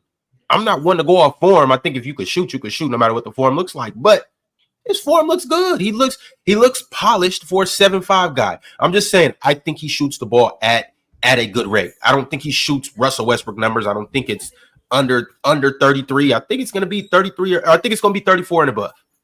Okay. Well, I've got him about 32%. He was 25% from 3 in France. So do with that what you will. But I think his mid-range, I like him in the mid-range. I do think he can shoot. He has great touch. He shoots well from the line. He can shoot. He's a good shooter. I just don't think from 3 he's going to be particularly efficient in his rookie year. I also don't think he's going to take that many. I think 3 to 4 is around where he's going to be. And I think down the line in his career, he'll probably get to around 37-ish% on maybe 4 attempts. But Marshall shot 5 last night in 19 minutes. Now that doesn't mean he's going to shoot 10, but I'm saying, like, I think we've seen a good indication of what both of these players are going to look like. Granted, SJ wasn't there, Keldon Johnson wasn't there. Okay, but actually, I think that they opened up the game for these guys. And keep in mind, if he makes his first one, he'll shoot more. But if he misses his first one, he'll probably play more on the inside. So if he makes his first one, he might shoot 6. If he misses his first one, he might just take 2. And then guess what? That averages out 4. All right, there we go. Nice. Yeah, well, that's with the shooting part. With the whole handle part, Damo, Bob, Dub, do we believe that Vic's handle is adequate? No, stop dribbling the damn ball. I don't think he's going to be able to. I still don't think he's going to be able to do all the shit that he was doing in the French league in terms of consistently just taking the ball off the rim and religiously just going up the court, hezzy tween beyond half court. Like, no, I still don't think that's going to happen. I do think with how Pop is running, at least from what I've seen from that one game, I don't think Pop is going to just limit him to just playing on the inside. Pop is going to give him a little more freedom to be himself and still play on the outside a little bit, kind of how Karl-Anthony Towns plays, if we're talking about a comparison, in terms of if he wants to, Chill said it yesterday, if he wants to play from outside, well, no, he was talking about Chet when he said it, but playing from outside in instead of inside out. If he's running him at power forward instead of center, he's going to let him play outside in, so he's still going to be able to get a little dribble off from the three-point line, try to attack if he can, but he's still not going to be able to do the stuff that we've seen him doing or assume he's going to be able to do. Telling y'all, it's going to look the same exact way that it looked over there. Just like it looked last night, that was an indication of what his rookie year is going to look like. It's going to be that in a nutshell. Every game might not be that many points, but you're going to get a spectacular play or two from him every night. The play where he just grabs the offensive rebound and just muscles it back up, or tip dunks like that. I'm telling you, we're going to see this it's going to become what did Dub say? We got desensitized to Russell Westbrook's triple doubles. That's how we're going to beat the Victor Wembanyama spectacular plays. It's just going to be like, okay, it's another night. I hope not. Chill, we can't hear you. Is your mic plugged in, Chill? I think we're doing tech support. I think we should go ahead and let Jalen handle this. Oh my God. Okay. I have a comeback ready, but I'm not sure it's ready for this. We don't hear nothing, Chill. I can't say the comeback I need to say. Nah, Joe, you're supposed to fire off right there. You got to.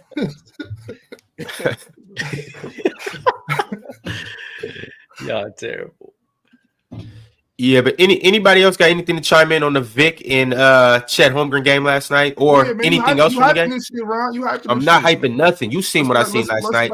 I seen it last night. I seen all I needed to see. Yeah, you seen Chet playing against the Spurs, and you seen Vic playing against OKC. Like, wait till they play some teams, bro. It's gonna be few teams that put them in a box. It's gonna be few teams. You got your Bucks. You got your Celtics, and after that, it's a free for all. I'm impressed. I'm impressed by their abilities. Don't get me wrong; like they're remarkable, outstanding basketball players. You know what I'm saying? Outstanding basketball players. I'm just saying, like, come on, bro. It's not yet. Not yet. What do you mean not yet? So when? Like I said, just give it a season or so. You know what I'm saying? Give these kids 8 months to, you know. I've seen it last night. And with Vic, I seen it last year.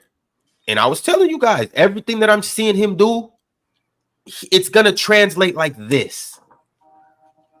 Chet, I was a little skeptical about Chet. I obviously the fact that he's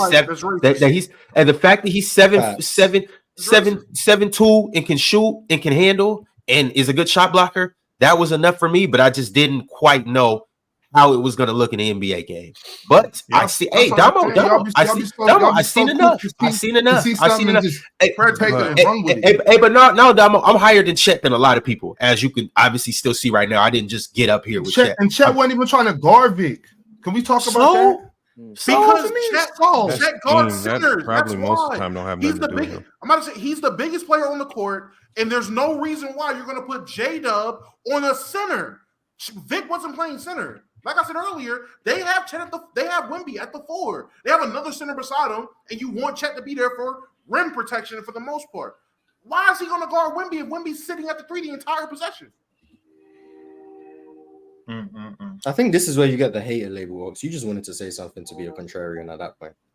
It's not being a contrarian. Why would he guard Wemby? That doesn't make sense. I've been seeing people in the chat say it too. We haters because we want to see Chet guard. Chet's supposed to be their best defender. I want to see him guard their best player. Yeah, but that's not what's best for the team. Team defense, you don't stick your best defender. Man, they don't. Lamont, they don't give a damn about winning that preseason game. Yeah, but you are. It's about building habits. It's about building doing things that you don't do. Look, like I said, I think Chet should have been guarded Wemby. Yeah. If y'all disagree with Wemby and Chet, are you waiting for that game where a good team shuts them down and they struggle, and then you have a gotcha moment? I don't think Ryan's talking about those games. I think Ryan's just talking about these. I'm gonna agree with the coach here. We can Coach Bob. Can you guys hear me? Yeah, we Mike hear is still a little cooked. We're just gonna put Josh Giddey on Zach Collins. That's damn, we're all over. I mean, he's a matchup nightmare. That's the beauty of having Wemby playing at the 4 or even the 3 if they want to. He's a matchup problem, and you're not gonna be able to stick your best. What Bob is saying though, what Bob is saying is not like bad, bro. It's a preseason game, bro. It's not crazy. It's not. Yeah, but what Ryan is saying is just based off per talent. It sounds like Ak is just looking for the gotcha moment game where the Celtics make him struggle, and I told y'all he wasn't that good, and it's just like Ryan's talking about. That's not what I'm doing. I don't want the kids to not be good. This Wemby showing flashes of a potential all-time great player. This is the flashes that we see. He does have it, and then the number one aspect of both of these guys, nobody talking about. These guys are far more competitive as competitors. We've seen most rookies come in. Nobody's even talking about that. When you talk about two guys that just absolutely want it and just going after it, to go at it this hard in a preseason game, I mean, that level of competition from rookies, I mean, especially in an age where teams are trying to protect guys with load management and things like to see them guys go out and do that, man, come on, man. It's just lends to these guys being great going forward in the future. Hey, Bob, clear what you said because I guess we hear two different things because you did not say anything that will. I'm not clearing up shit. I want to see Chet. I want to see Chet guarding Wemby, and if y'all don't, that's fine. Yeah, no, that's on NBA 2K. That's not in real life. It's NBA 2K. I don't play no video games. I'm talking about. It's a real coach is not going to be stupid enough to stick his best post defender on the. I don't play no video games. What coach is going to stick his best post defender on the perimeter? He guarded him though. Chase Wemby. Okay. So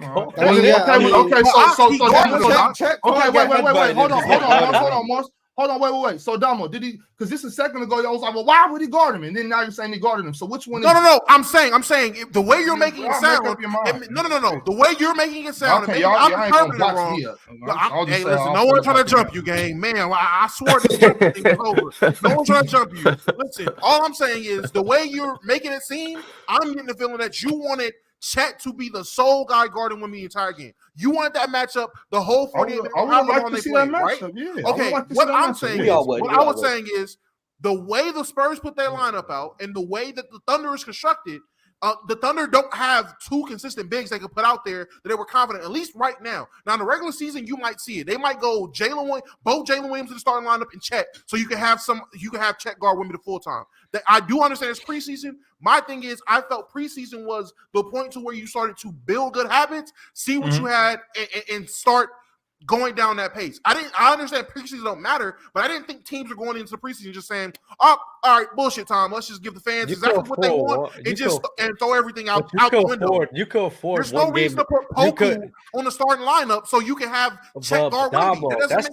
That's the thing that just don't make sense. You can afford just one game. It's not that big of a deal. One game for what? One game. You're asking them to afford one game for people who don't care about these teams. Right? Why are they trying to please you? Who are gonna watch the? No. Bob just saying. It's preseason game.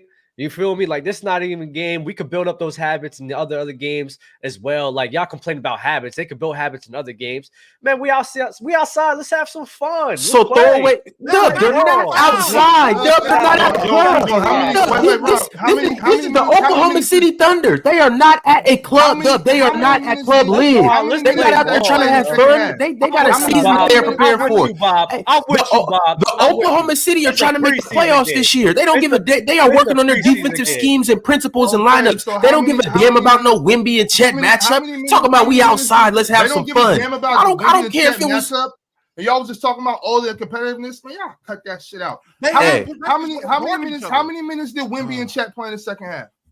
And y'all acting like even in the preseason games in high school, you was just I think Wemby played like 4 minutes. I don't think Chet played. Okay, so they cared so much about winning this game, but Wemby, all right, bro, come on, man. In high school, when we played summer league games, spring league games, what was considered preseason games, we didn't just go out there and just, this tournament we just gonna have some fucking fun. Fuck it. Like, no, every game was used to build good habits and set you up for when games matter. You use every game and played it as it was important. If you're really good, shut up. If you're really good, if you're really good, you can afford a game. What are we talking about?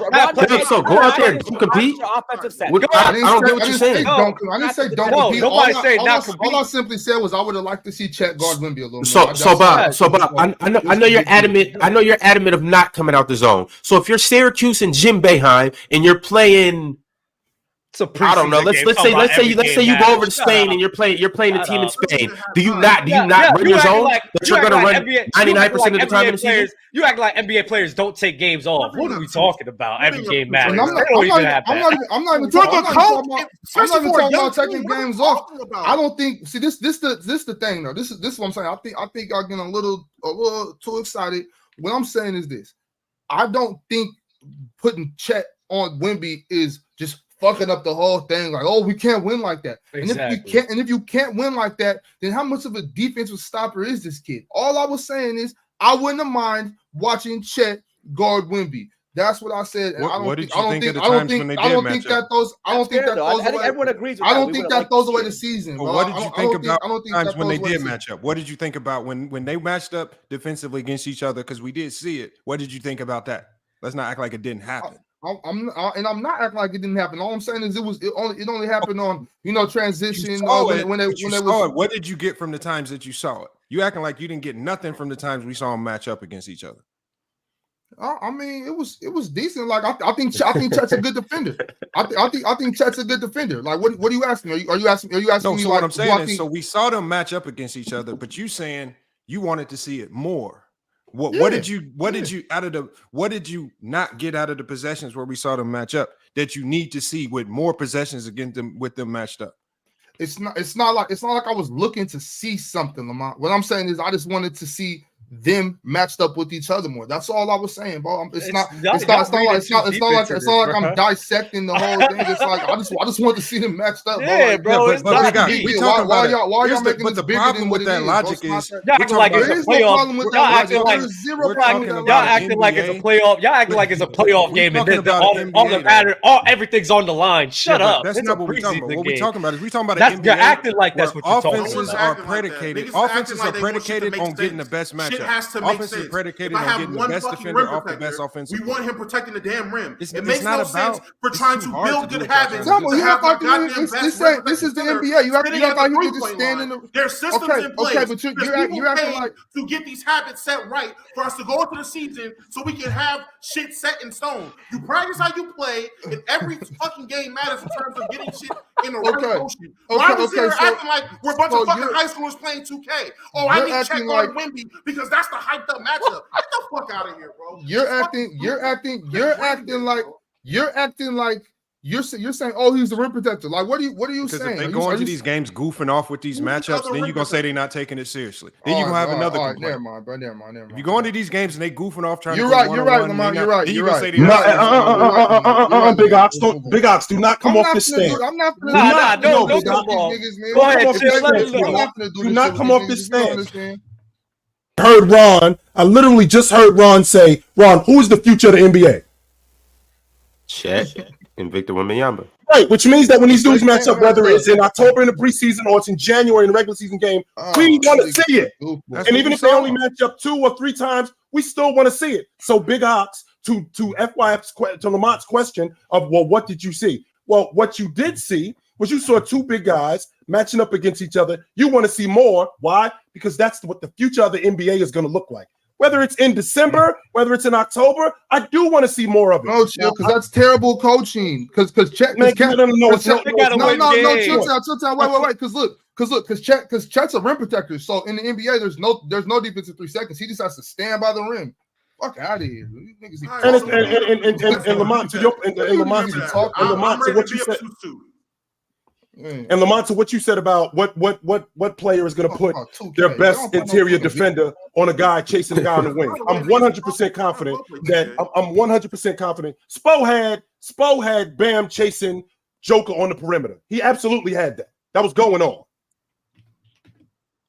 Yeah. Look, I think we can all agree with Ox that we would have liked to see Victor and Chet match up together, play 1v1 a lot. It would have been nice. Y'all acting like it's detrimental that they're going to guard up more 1-on-1. It's not detrimental. That's like y'all sound so stupid. All right. It's not detrimental.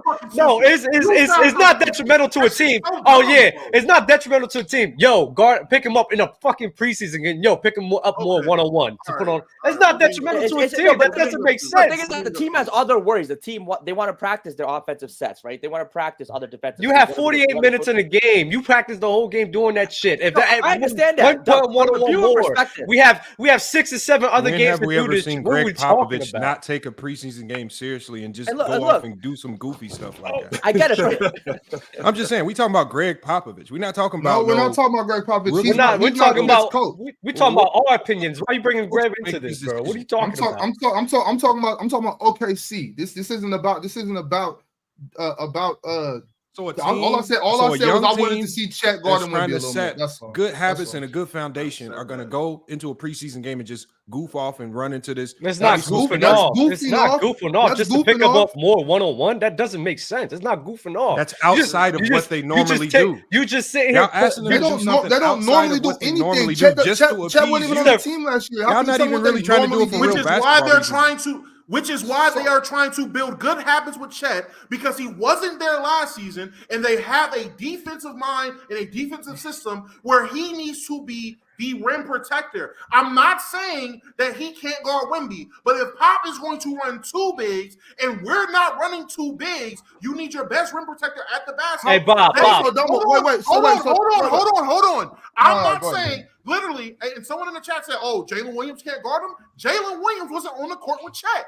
Jalen Williams did not start. J-Dub started. The other Jalen Williams didn't. Now, if they run in a situation where they have the other Jalen Williams on the court, 2 guards Zach Collins, I'm 100% positive they're going to put Chet on Wemby. That is going to happen. But if there's only Wemby and Poku as your fucking front court, you're not going to put Poku as your last line of rim protection. It just doesn't make sense. It wasn't Poku. J-Dub was the second biggest person on the court. J-Dub was guarding Wemby. Let me ask how much this. I'm just curious. So was Chet protecting the rim when he was out there contesting Zach Collins threes? No, he wasn't. He wasn't. Well, he was. He was protecting the rim. He was just protecting the rim 22 feet away from the basket. Oh, got you. He was doing that. That was shit don't make no sense, man. It makes perfect sense. I can't wait to be obtuse shoe niggas, boy. I can't wait. Let's move on because I want to be this fucking obtuse too. Go ahead. It makes perfect sense. I can't wait. Makes perfect sense. I'm gonna make no damn sense. Because when Zach Collins was shooting all those threes, gotcha. All those. How many threes did he shoot? I don't know exactly. You don't know exactly. You don't know. Do you know? Do you know? Hey, I mean, Zach Collins shot 4 threes, but Vic shot 5. Zach Collins shot 4 threes, Ron. Damn. In the one. Oh, gotcha. They shot 37 threes in the game. I mean, because I understand if niggas ain't never seen Zach Collins play from college to the triple. If y'all don't know Zach Collins is a shooter, then you just don't know that. But whatever. Hey, I do want to talk about from OKC. I do want to talk about J-Dub.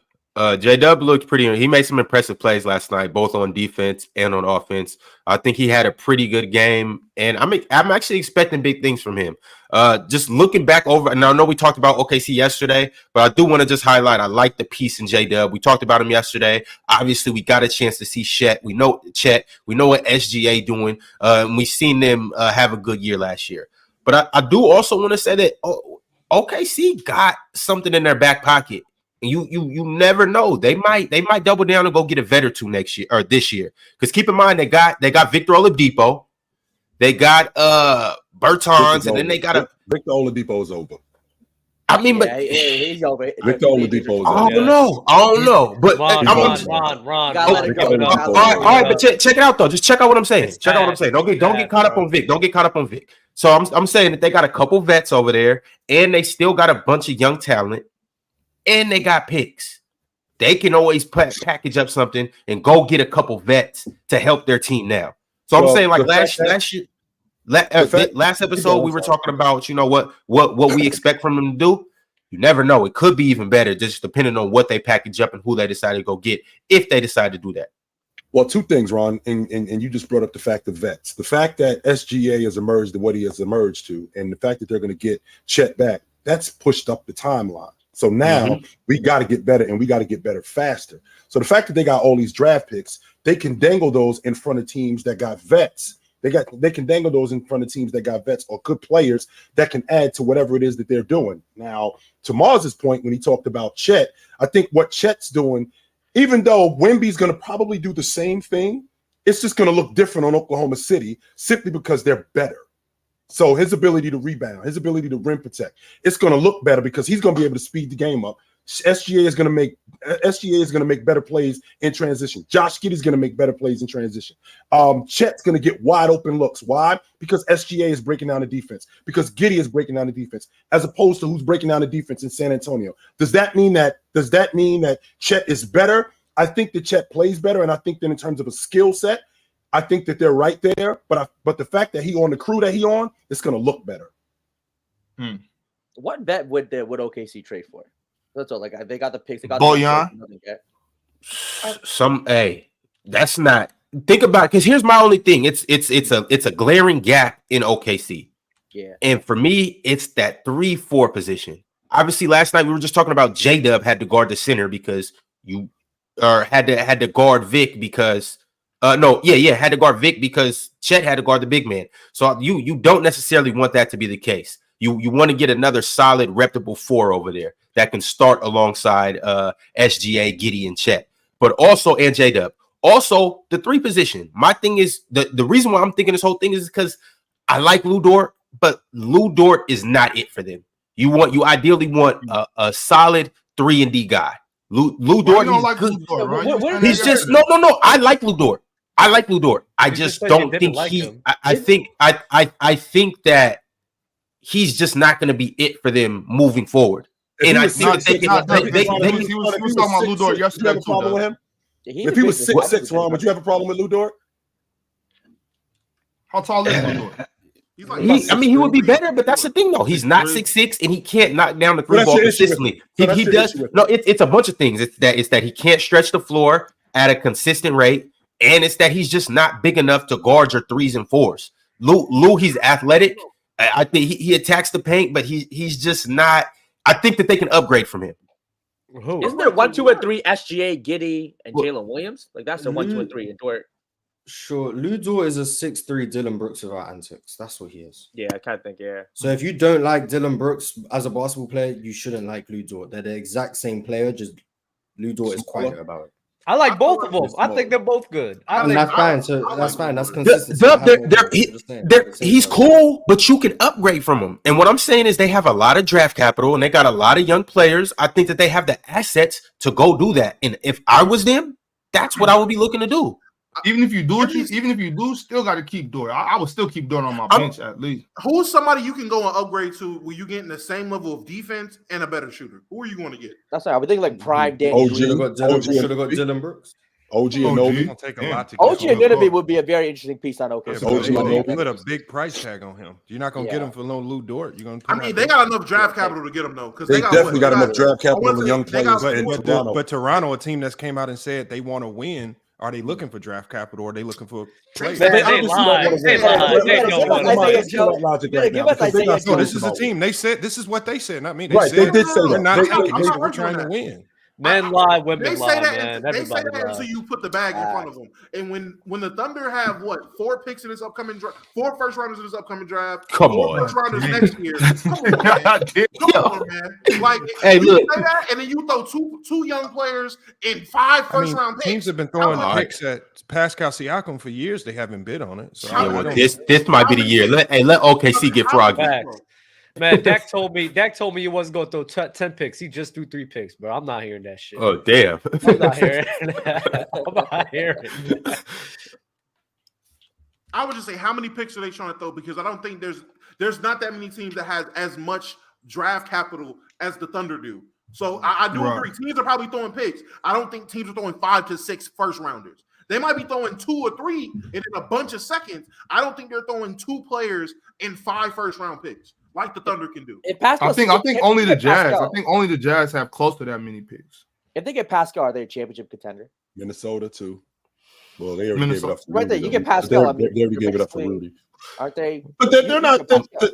The thing about Toronto is, I mean, how serious are they about moving guys? Yeah, I mean, I'm sure that Only when the Masai phone knows, Joe. Only Masai knows. I mean, I'm sure the phone rang. I'm sure the phone rang, and there was a bullshitting, man. conversation. I think he is, to be honest with you, Big Ox, because I'm sure that the phone rang and he got a good enough deal, but he's asking for more, and because he's asking for more, teams is backing out. He's starting to become, for me, the Danny Ainge of the NBA, where fleecing guys and asking for too much.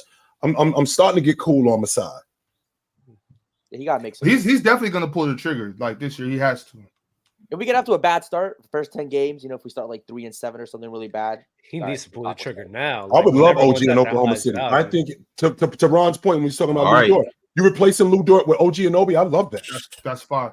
I think we're sleeping on how good Josh Giddey really is too. That's another thing too. I think we've been sleeping on how good. Like Moss turned me I think on. we know Josh is good. Like I like Josh even when he was playing in Australia, but I think he's even better than I thought he was. Like Josh is really good. Josh surprised me this past summer in the FIBAs when I the first game I watched was him against Luka. I was like, yo, okay. He looks like, because like what's, and this is something I harp on a lot, young guys get better, but you don't know what their progression is going to be. But when they take that next step, you're like, whoa, Josh got stronger, and it looked like he got a little more athletic. He's getting to his spots better. His feel for the game is unmatched, and he took that next step forward.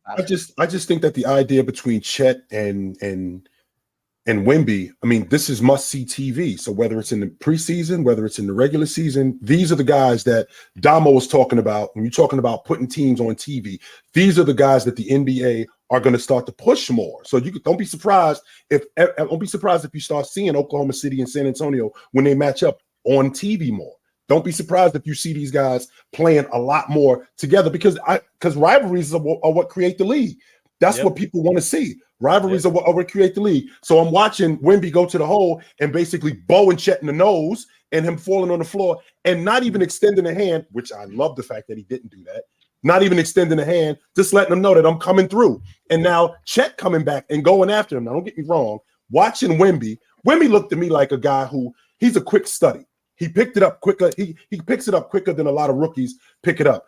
But I'm looking forward to this matchup moving forward. 100% I am. I think these two guys I'm on record saying it. I think this is what the NBA going to look like in the next 10, 15 years. It's going to be a bunch of 6'10" to 7'3", super athletic, super skilled players. That's what the NBA going to look like. Ron, Giddey or Franz Wagner? Who would you take right now? I'm taking Giddey. I'm taking Giddey 100%. I like Franz. Franz is I think it's real tough. close. I think it's real close. But Giddey, I'm gonna tell you what the separator for me is. It's the playmaking part and the fact that Giddey can run my offense. Like, Chet or not Chet, Franz, he can be my team's leading scorer. He can get a bucket for me at any time. But Giddey can do that as well. Maybe not to Franz's level, but he could do that as well. but he can still facilitate the offense, run the offense, slow the offense down in the half court, facilitate at a high level.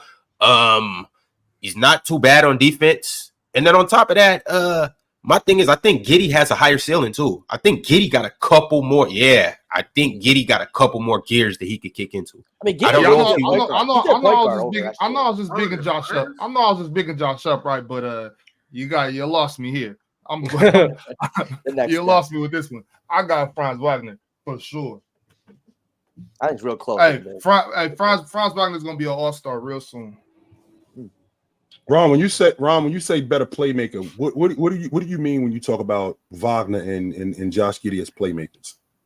Well, the thing about Giddey is Giddey can run the pick and roll at a high level. Giddey can slow the offense down, run the offense. Giddey can play make a little bit out of the post. He's just a bigger guard that sees the whole floor. He makes good decisions. He plays at a slow pace. You don't ever see him rushed.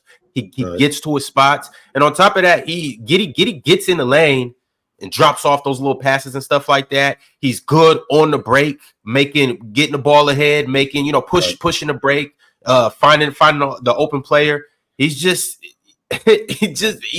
a point guard. He's a legitimate 6'7", 6'8" point guard. I like when Giddey going to that rack. He put the shoulder on you and little floaters in the middle paint. Like he underrated with that. With that being said, chill. I think we've only seen the first stages of Giddey. We haven't even seen Giddey's gonna start evolving. We're gonna start seeing Giddey. What did he average last year? 7 assists. I think something 8 assists. 7 to 6. Like 67. I think okay. Especially with Chet there, we're gonna see that number get closer to 10. Yeah. Listen. Wow. I can see it. I'm not gonna lie to you. 4 more I would assists. be with you. This whole evolving thing, I would be with you if they literally weren't 1 year in the difference between age. Like Franz, literally everything offensively that you will want from Giddey, Wagner has, and it's just the fact of him getting more opportunities to play make for that Magic team. Which when you have 18 point guards, I don't know how you expect them to play make. So once they get that situation figured out, they might end up in a situation where they start to play through him more and him being more of a passer. So you will get that with Josh Giddey. I mean, he's going to be hindered playing with Shea. So I mean, I don't know how much playmaking he can really do when the ball is in Shea's hand. And now you have Chet. I'm not too sure where this evolution is coming from on this Thunder team. Now, if he goes somewhere else, yeah, it might unfold a little bit more. It might cater the offense a little more to him. But I don't see this offense getting to a point to where it's going to be strictly ran through Giddey. It's going to be 1A, 1B, Giddey and Shea, in my opinion. Or maybe his numbers might not ever get close to 10, or his usage may not go up. My thing is he's a competent playmaker. So it might not be in volume, but what you're going to see from him is high level plays. You're going to see him make high IQ plays, and it's going to impact their offense, and it's going to impact them winning. It's going to impact dudes. It's going to make it easier for Chet. It's going to make it easier for Shea. It's going to make it easier for J-Dub. It's going to make it easier for everybody there. I don't like the fact that Franz don't get to the strike that much. Giddey neither. I don't like that fact. I would double the sense of the usage, though. I think he would get. Franz gets to way more than Giddey. Yeah, no, I think if Franz got. Yeah, Franz gets to the line way more than Giddey. Yeah, he does. No, he doesn't. He gets to the line one more time than Giddey does. No, he doesn't. What? That's it. Yes, Giddey gets to the. Giddey, I think Giddey averages. Yeah. The actual amount of times they go to the line. My fault. I was looking at. That's what I'm talking about. Yeah, going to the line. You're right. So with that being said, that kind of bothers me a little bit because I'm thinking about a guy who's having the ball like that, how much he can affect the game, getting to the strike, making things easier for other people, going and beating up on big guys, making drawing other defenders and getting those guys to foul to open up the offense for other people. I think that aspect is a part of playmaking, and the fact that he doesn't get to the line, I think that needs to improve. I mean, he's still shooting. I mean, damn, he clears Giddey in terms of shooting from the line too. I didn't know Giddey was only shooting 73 from the strike. But when you're on low volume, misses will skew your percentages more. If you're only taking 2 a game and you miss one every other game, it's going to be a lower percentage. So of course, Franz gonna start getting some more love from the rest though. He'll start getting some whistles. Giddey's funny because he seems to dribble. He doesn't do any dribble moves. If you play 2K, he does a lot of left stick dribbling. That's what he does. He's just going around and he's just going side to side, and then all of a sudden he's at the rim. I'm like, okay, this is very interesting. You don't see between the legs, crossovers behind the backs. It's very funny to watch him, but very effective. I like Josh Giddey. All right, y'all. I got some super chats. We're gonna go ahead and dive into this. Masink OG said, "Chill. I heard you say JR was the best rotation player in the league at one point. I feel that's a broad statement. What do you mean by that when you say it?" He won the sixth man of the year. That's the best rotation player in the game. And if you're not the best rotation player in the game winning the sixth man of the year, you're at least in the conversation of being the best rotation player in the game. So MP13 said, "How many more years are we going to overrate Klay? If you watch Klay's game, independent of Steph, it's a lot of bad selection and missed passing lanes." Well, where do you fit Klay? The question to ask, Damo, is where is Klay rated to? Just in terms of two guards, where is Klay rated today? Donovan Mitchell, where is he at? Oh, we have a lot of names. It's gonna be a lot of names. Is Klay Thompson today in the beginning of the 23-24 season, Mars? Is Klay Thompson a top 10 two guard in the game? Yes. I don't know. What position does Austin Reeves play? He's a two. Mars. I'm asking. I'm just asking. So Desmond Bain or Klay Thompson? Desmond Bain or Klay? Desmond. Desmond Bain. I'm taking Klay. Desmond, no doubt about it. I'm not feeling y'all at all. Desmond, no doubt about it. Giddy or Klay? Give me Josh Giddey. Klay is old though. Klay can't create for himself. I think that super chat. He doesn't have to create for himself. I think that super chat is pertaining to Klay's career. I don't think it's pertaining to Klay now. I think Klay now is making prime Klay underrated because he's a lot worse than his. Yeah, I used to think prime Klay was overrated because people were holding him to a level I don't think he was at. But now he's not as good as he was, and people are acting like this is who Klay's always been, which I think is also wrong. I think the truth is somewhere in between. I think back when prime Klay was the second best shooting guard in the league, because it was James Harden and then DeMar DeRozan. So that was the competition. So he was the second best. I think people were overrating him. But now we're at a point where people are acting like Klay Thompson was never that good. I'm like, okay, let's chill out on that. Yeah, you're dragging it. So I don't think he's overrated now. I think the Klay Thompson we have now is making the good. I don't want to say good. The peak Klay Thompson underrated, which I think the good Klay Thompson underrated, which I think is unfair because he's gone through a torn Achilles and a torn ACL. So in consecutive seasons, by the way, it wasn't like he did this and then he did this 5 years later. He did it back to back. And I don't think he gets enough respect for being able to come back and still be effective. Coming off, that's a fact. Major injuries. Like if someone would have told you that Klay Thompson would still be shooting 40% from three, averaging 20, coming off a torn ACL and torn Achilles in back-to-back years, you were telling me that he's not that good. I think. It also depends on you talk about overrating him. Like where do you have him where do you have him rated? I mean, there's nobody up here that thinks Klay Thompson is Donovan Mitchell good. I don't think he's Devin Booker good. I don't think he's Anthony Edwards good at this point in his career. No, I'm not going to go that far. But to say that there's 10 two guards in the game better than him right now, I think might be. It really Wait, there's not. I don't think that's a stretch. Yeah, we could do that right now. Actually, Jaylen Brown is right there. Okay, so Mitchell, Book, Jaylen Brown, Jaylen Brown, Zach LaVine, Bradley Beal. Zach LaVine, Bradley Beal. Is Jimmy? Do you guys consider Jimmy Butler as a two guard? Jimmy's He's a three. So Jimmy was a two. Yeah, but he was. Paul George. Paul George. Yeah. Paul George. Kyrie Irving. CJ. Kyrie Irving. CJ McCollum. Kyrie plays. We already had Kyrie. I think CJ's better right now. I don't think prime Klay. He's not better. Doesn't CJ run the point over there though? CJ technically, plays the one. Technically, Well, he was, but he was. CJ's a natural too, though. Yes, he is. I mean, If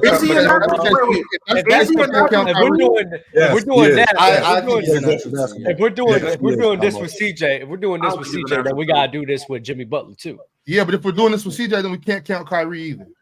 I agree. Actually.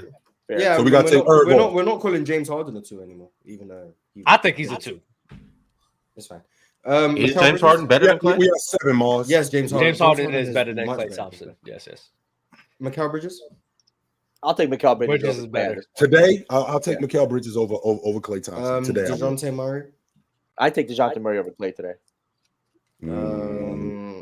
He's a point guard to me. I'm not saying he's a I point get guard. you, but he plays the two. He plays the two, though. He plays the two. He's a point guard to me too, the same way Shay's a 2 to me. But Clay Bradley might be Beal. top 10. Bradley Clay Beal. might be Did we top say 10. Bradley That was Beal? my name. Bradley Beal. Yeah. And Morris, go ahead and put the nail in the coffin. It's a glaring name.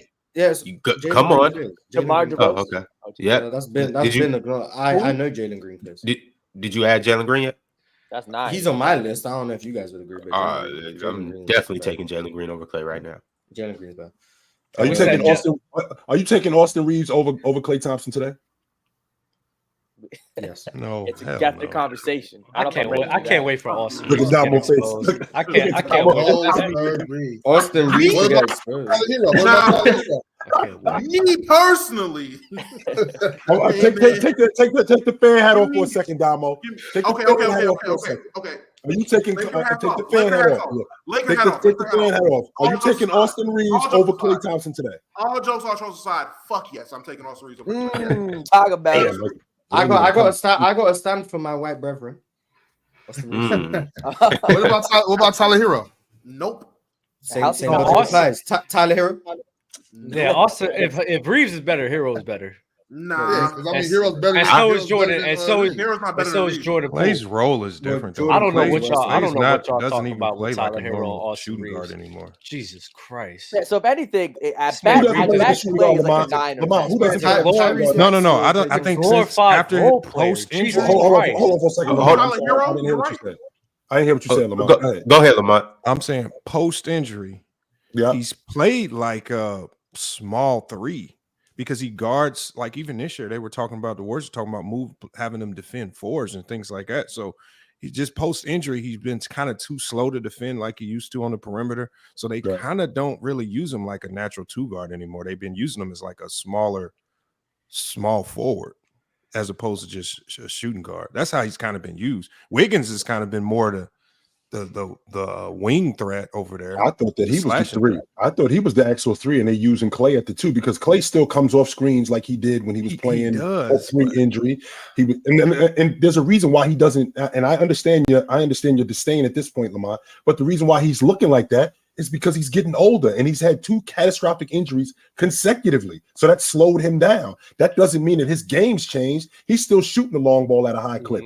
He's not, don't get me wrong, he's not moving like he did before, but his game is still predicated on him shooting the long ball, him shooting high in the mid-range. That's his game. And that offense is still predicated on that. So he's still doing that. Now, the fact that they can play him at the 4 is because we got small ball lineups. And let's not mistake this. Klay is 6'7".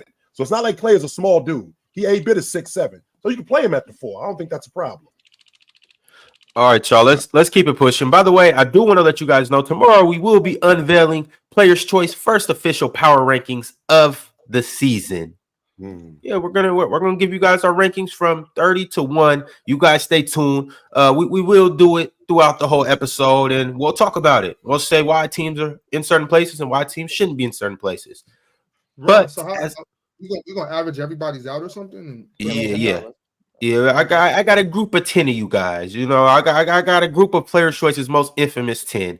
And we'll go ahead and combine those lists, and we'll continue to do that throughout the months of the year. Continue power rankings going. Also, next week we are gonna rank the top 40 players in the NBA. So that should be fun. I can't wait for that. Guess who won't be there? Interesting. Ranking the top 40 players. Hey, well, maybe who won't be there is probably the person who'll be watering down the list. Damn, the panel stealing Open Gym's ideas is crazy. Open Gym's gonna be on the panel. What are you talking about? You're gonna be there. We came up with a top 50 list, man. We did it first. We got to 33 names. We're frauds. See, we gotta wrap that out for you guys. You know, we gotta finish it out. And this is why Mars is a scumbag. Why? Because he admitted you guys only got to 33. No, just shut up. Just shut up. Like who does Let that? Open Gym rock. You can't rob a bank with Mars, just lie to the people so you don't be a scumbag, Mars. Yeah, let me just no. There's more people watching this than the Open Gym, so they didn't know that we actually didn't finish the list and we're imposters. So I'm letting them know. Just shut up. Imposters? Just shut up. Yeah, Open Gym is just a B-Tech panel, to be honest. If you want to watch Open Gym, come through. It's after this, but it's just much worse quality. No, Shout out Open Gym, man. Shout out Open Gym. Good show though. Come watch. But Can I get a new co-host that actually cares? See what I'm saying, dog? This is why you got one right next to you. The scumbag just No, other way. Oh, it's like toothpaste just comes out. Jalen? We in the building. All right. You see the enthusiasm? Get that thing out of here. You know what? I'm with Mark. Screw Open Gym. Screw that place. I would love Jalen. Honestly, I'll be fine with having a panel with Jalen, but I need to have somebody else. Let's have Bob up there. I love Bob. Damn, Jalen, you know good enough. Bob has already been occupied. He already hosts another show, so chill out. Step off, Dub. Look at Chilltown defending his side piece. We know your main piece is fluent. Don't do this. Bob, you're better than that. Bob, you're better than that, Bob. Bob, you're better than that. My bad, Bob. My bad.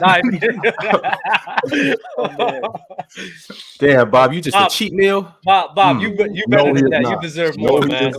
No, he is Cheat meal is kind of crazy. I'm about to say Mario to you, man. Let me love you. Oh my God!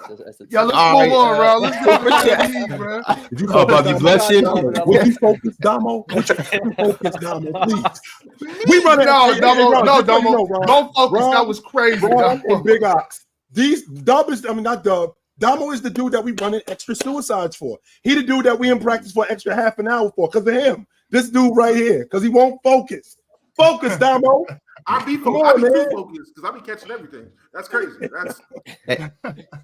Hey, by the way, Ox was that guy back in college too. I got crazy stories about how he used to make us run extra suicides and stuff like that. But I'll save that for another time. I was a different dude back then, man. I bring culture on and hell tell us firsthand stories.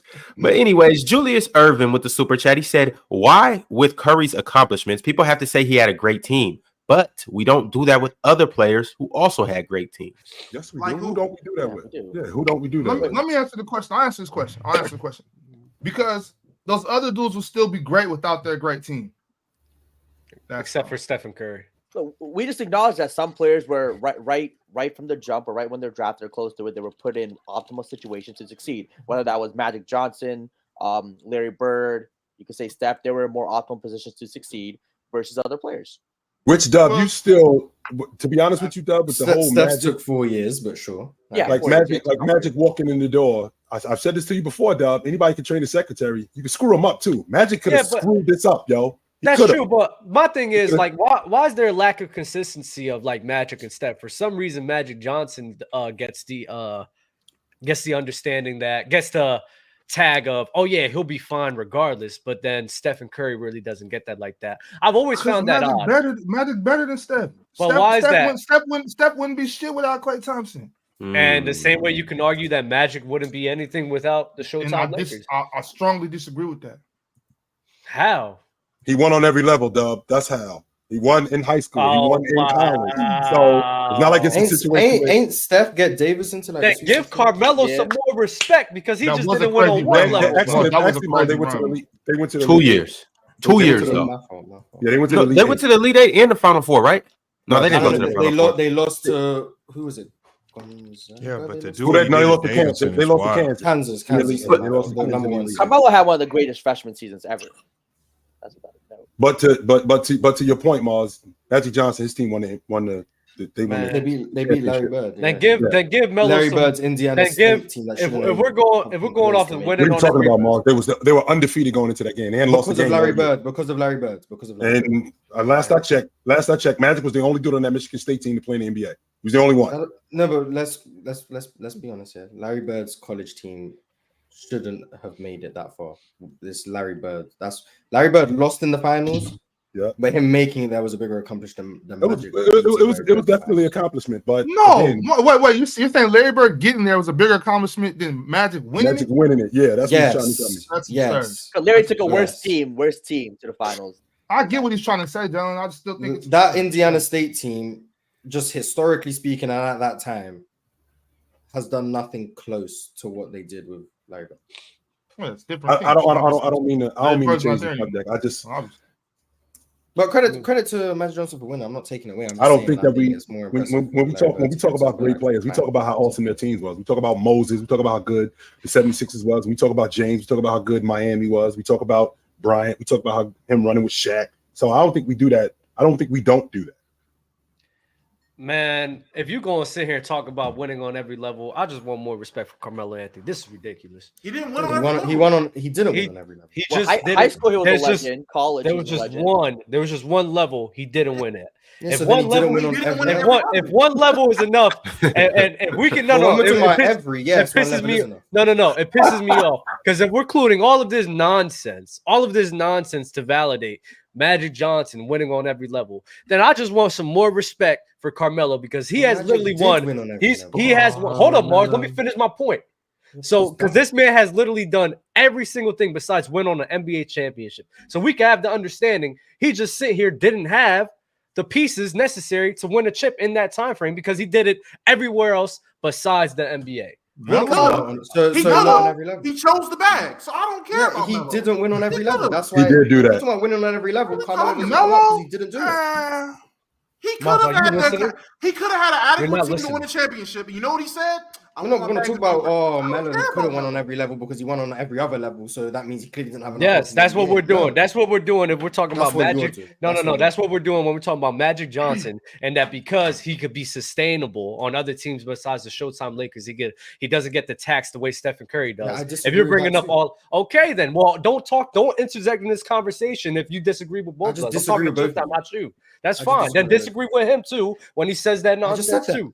Okay, then disagree. Let it rock. And I've said let it rock. You're a scumbag, Mars. Let it rock. Y'all seen a sneak peek of Open Gym. Hey, look, if y'all like the panel, you gonna love Open Gym. I promise you. You should stick around I need to go ahead and put Melo on that bench next to Draymond in an all bum team.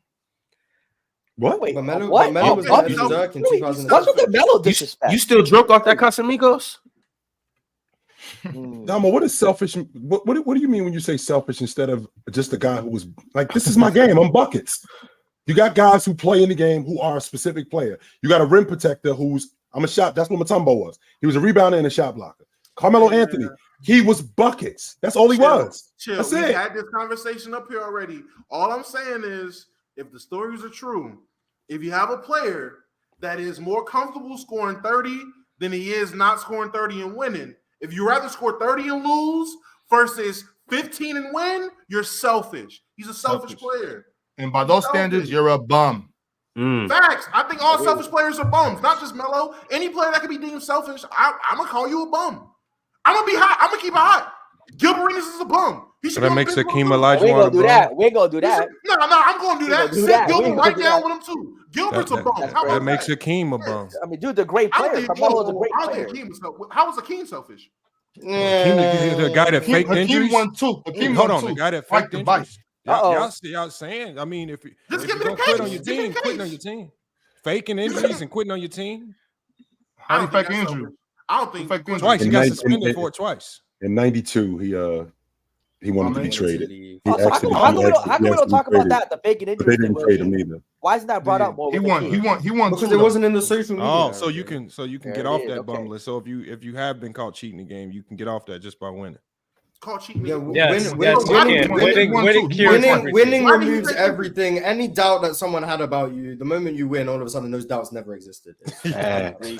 Facts. It's funny how Giannis' doubts just disappeared after 2021, and all of a sudden they're coming back. Oh, it's like Giannis can't Mars, shoot. they were coming back. In the playoffs, elite defense, it seems to slow him down. He wins in 2021. You know, Giannis, he never needed to be able to shoot in the first place. Winning, Mars, this is not news, didn't matter. Like, it was fine. He won it. Winning gives everybody. And now they're losing again. It's maybe there's problems. Winning gives don't worry about it, Mars. And then they're going to win again. It's 2021 all over again. Hey, Omarion in the chat spitting because Kobe quit on his team too, right? He for sure did. A lot of quitting going on. Hey, we'll stamp it. We calling out all the bums today then. All right, drink more water with the super chat. Jordan quit on the league. Sorry. I think we've already established that. Drink more water with the Harden? super chat said, which Bomb. MVP winner since 2010 would have gotten a vote if they had the MVP seasons during Steph's 2016 MVP year? 2013 LeBron. James Yeah. Harden when he won 6. No, Nah. 2018 James. yeah, 2017 Russell Westbrook. I'm about to say Russ. Russ, Yeah, yeah, triple Russ would double, have yeah, votes. triple double. Russ would have got votes. Russ would have got triple votes. double Westbrook. He would have won. Giannis. 2019. Russ is not Giannis. winning that MVP. He is. He's not. He is.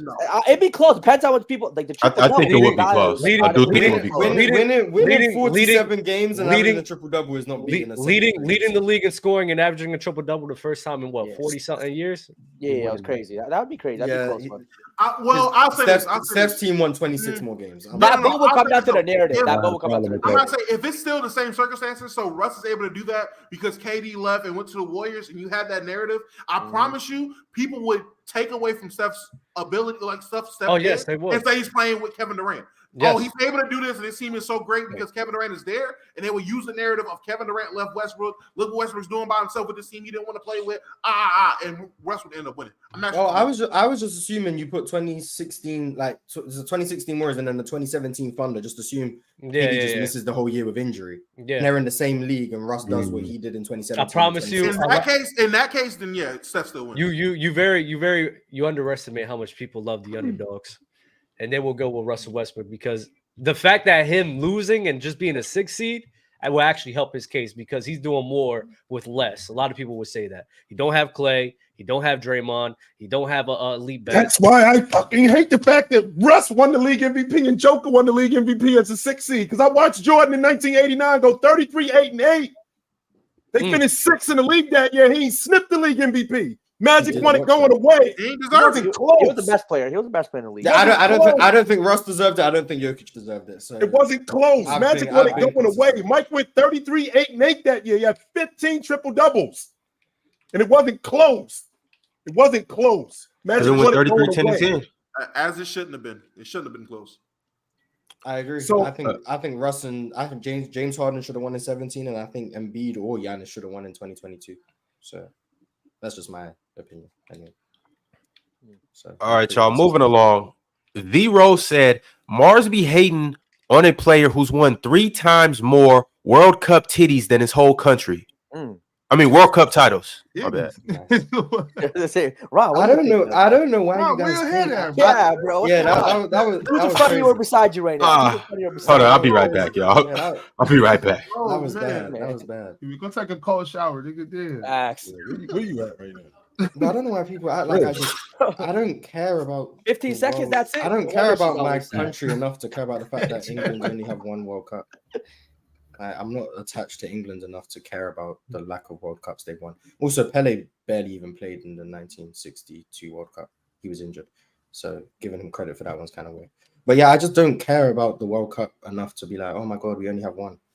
It doesn't bother me at all. Bro, equating World Cup wins to individual greatness is always the stupidest thing in soccer. I always thought it's such an overrated thing. Such a cheap sport. That's not what they're doing, John. That's what it is if somebody knows that you like something and you say something that they don't like, they're gonna dog whatever it is that you like because they have what they call it bad coping skills. They don't got the coping skills. They don't know coping mechanisms, so they just lash out at anything that they think you love. So that's what it is. All right. Keeping it pushing. King of Jers said Ticket saying KD's a better basketball player is nasty. Literally the only thing he does better is shoot. LBJ a better playmaker, defender, rebounder, and finisher at the rim. The hate is real. If you both just watched them play, KD and LeBron, from like a skill set aesthetic perspective, like if they just played a pickup game, KD just looks better. That's fair. I think that's what you're getting at when you talk about these skills and whatever. He just looks. That's why production matters. He's smoother with it for sure. Yeah, it just looks more fluid. Like if you just tell someone who's never watched basketball to watch LeBron and KD play in a pickup game, which one of these two is better at basketball? Most of them would pick KD. I don't think they're wrong I don't for know saying about that. I that just one right think there. I think they would. Me personally, I think they would. I can appreciate. Go ahead. I'm sorry, Lamont. No. You go ahead. I was just going with LeBron. I mean, his game does Yeah, I think he stand out does. like a sore It thumb. does. Like when you see a guy that's 6'8" bringing the ball up, and then you see him being able to go to the rim better than any player on the floor. Then you see him control the ball almost better than any point guard in the league, and control the pace of the game. And then even in his prime, be the best defender on the floor. I don't know. It stands out to me. Is LeBron's skill underrated That's because he's so physically you know the dominant? game of basketball. That's why it stands out to you. I think LeBron's skill gets overlooked because he's I mean, so if we're physically talking about dominant. casuals, yeah, because I think That's what I'm talking about. that's why. I mean, I don't want to really knock on Jordan because Jordan was the best in the '90s, but I think in the '80s, I think that's why some people might overrate him and say he was the best in the '80s because his game just looked better than some of the guys that were the best. And I'm not just making this. I've done, like, I don't want to say social experiments. It makes me seem like I'm just using my friends as lab rats, but they don't know anything about basketball. I've showed that, like, there's footage of KD and LeBron playing pickup games or playing one-on-one. Right. I asked them who they think is the better player. They don't know much about either one of them. Yeah. KD just looks better to them. Like, he looks like a better player. That happens, Moss. They don't know about LeBron's impact playmaking or his gravity getting Right. downhill. They're like, this guy's this tall. That happens. This thin. He's getting to anywhere he wants on the floor. He's shooting from everywhere. Like, he just looks like a better player. They don't, like, casuals don't know about the impact of the game or what's more impactful or he can guard 1 through 5. Like, none of that's really relevant. And It's that's That's probably true. What it sounds to me like what Mars is saying is you looking at two different chicks and you never seen these two chicks. Which chicks look better? You ain't heard this chick talk. You don't know what she worked. You don't know what kind of friends she got. You don't know how she is with other people. But just looking at this girl, looking at her walk, looking at this girl. I mean, Mars, I did the same thing with Russell Westbrook and Derrick Rose in 2011 when I saw them in the FIBA World Championships. I wasn't really watching Russ. I was watching Russ in Oklahoma City, but I did pay attention more in the FIBA World Championships from an athletic standpoint. Watching those two, even after Derrick Rose had won the league MVP, I'm watching these two, and I'm watching Russ's skill set, and I'm watching him compete. I'm thinking he's better than him. Just off the eye, just from the eye test. I didn't get into what Russ did on the floor. I didn't get into what Derrick Rose. I'm watching these two just from the eye test. That dude is better than him. It's nice to know that you were once an eye test person.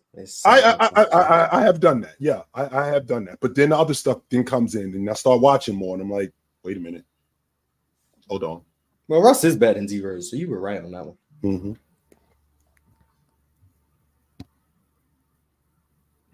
All right, y'all, keeping it pushing. Julius Irvin with another super chat said Spurs were a well-oiled machine before Kawhi got there. Steph in 15, 167 games, off an 8 seed the year before. He deserved that MVP as well. So if that's the case, Julius Irvin, they had just won the NBA championship 2 years ago, right? They just won the NBA championship 2 years ago. And Duncan and Kawhi Leonard was the finals MVP. And Duncan was over. And for them, I think that was a worse team because those guys were older. And the way that he produced, I still think that an MVP vote was warranted. I can appreciate the narrative, though. I do. And I think that Lamont, it's almost like you don't like it's almost like you don't like the narrative part of the league MVP part. That's what it sounds like to me. It's almost like that you're a little bit. You don't really feel that too much, which I don't understand why, because that's part of it. I mean, I've created that narrative over years. It's not like this narrative came up this year. I've created that narrative over years. So, like when Russell Westbrook won the league MVP in 17, like we can't just go off the fact. I mean, we can't just forget the fact. I mean, Russ did lead the league in scoring with KD on the team. So it wasn't like he came out of nowhere and we just came up with this narrative with Russ. I mean, he was doing extraordinary things with KD. All right, y'all. Oh, go ahead. I was just saying, like the narrative side of it, the narrative side of it just makes it messy. It makes the MVP process messy because the narratives change on a year-to-year basis. So the narrative might be one aspect one year, and then the next year the narrative completely changes. And now we asking, well, the narrative last year was the best player on the best team. Now the narrative this year is who has the most historic season. And then when that narrative changes, that's how we get the question and who is the true MVP on a year-to-year basis, because it changes every single year. And I think if you go with just the best player, you're going to have a better – I think you just go off the best player and you don't chase narratives like who has the better record and things like that. I think you're going to get it right more times than not if you don't just chase narratives. I think when we go with these teams, this is how Nash became MVP because people ran with narratives. Nash, to be honest, should not be an MVP, but he is because of narratives. You know? I mean, the fact that he was responsible for 50% of the Phoenix Suns offense without their best big man, I think that has something to do with it. That's good, but he wasn't better than Kobe. He wasn't better than Kobe. He wasn't better than Shaq. All right, fellas, this right now is the perfect time to segue into the title of the show. Jimmy Butler and the Miami Heat will defy the odds once again. Let's talk about the Miami Heat. Let's break them down. I want to talk about their roster, what it looks like, how far they'll go, what our predictions are that they'll do this year, what the roster is going to look like revamped. And then also I want to ask you guys, is Pat Riley on terrorist alert? But as of right now, waiting for Dub to leave is crazy, Ryan. I was gonna say, yeah, Dub not being here. Dub texted me. He said his wife went out. Wife? Oh, that's what he said. It could have been Wi-Fi, but his wife might have actually left him. I don't know. He literally said my wife left. Or my wife's out. That's not funny, Ryan. That's serious shit, bro. I'm not gonna show the screenshots because that's not me, but I'm telling you that's what he said. But either way it goes, let's talk about the Miami Heat.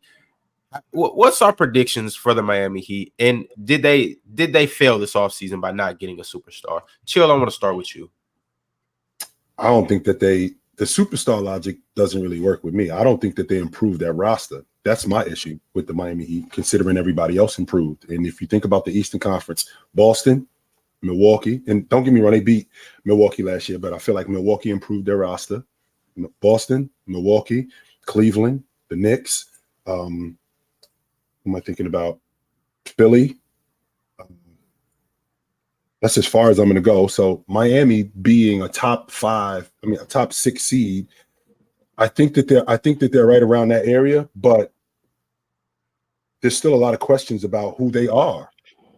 I think Bam playing where he played at the 5, I think he would be much more effective at the 4, but they don't have a 5-man to do that for him. I think I got to make sure I get his name right. It's not Jokic, it's Jovic. It's not Jokic. Jovic. I think he's going to play a big part in what they're trying to do this year. But I watched him in the FIBA World Cups, and he looks young for what this team is trying to do. I think that they're asking a lot from him. They still have not dealt with their point guard situation. Kyle Lowry is going to break down again. Tyler Hero has not shown that he can make deep postseason runs, with the exception of since 2020. He has not shown that he can make deep postseason runs and stay healthy. And I think you're asking a lot from Jimmy Butler to continue to play the way he was playing moving forward. I think Bam has to be better. So I think they're a top 5. I think they're a top 5, top 6 seed. And I think they're probably they're a second round exit. I don't think that they're getting back to the NBA Finals. I think you're asking a lot from that team. Lamont, how are you feeling about the Miami Heat? And I want to ask you, do you think that their championship window is still open? No. They lost too much talent-wise. They lost a bench leader in Udonis Haslem.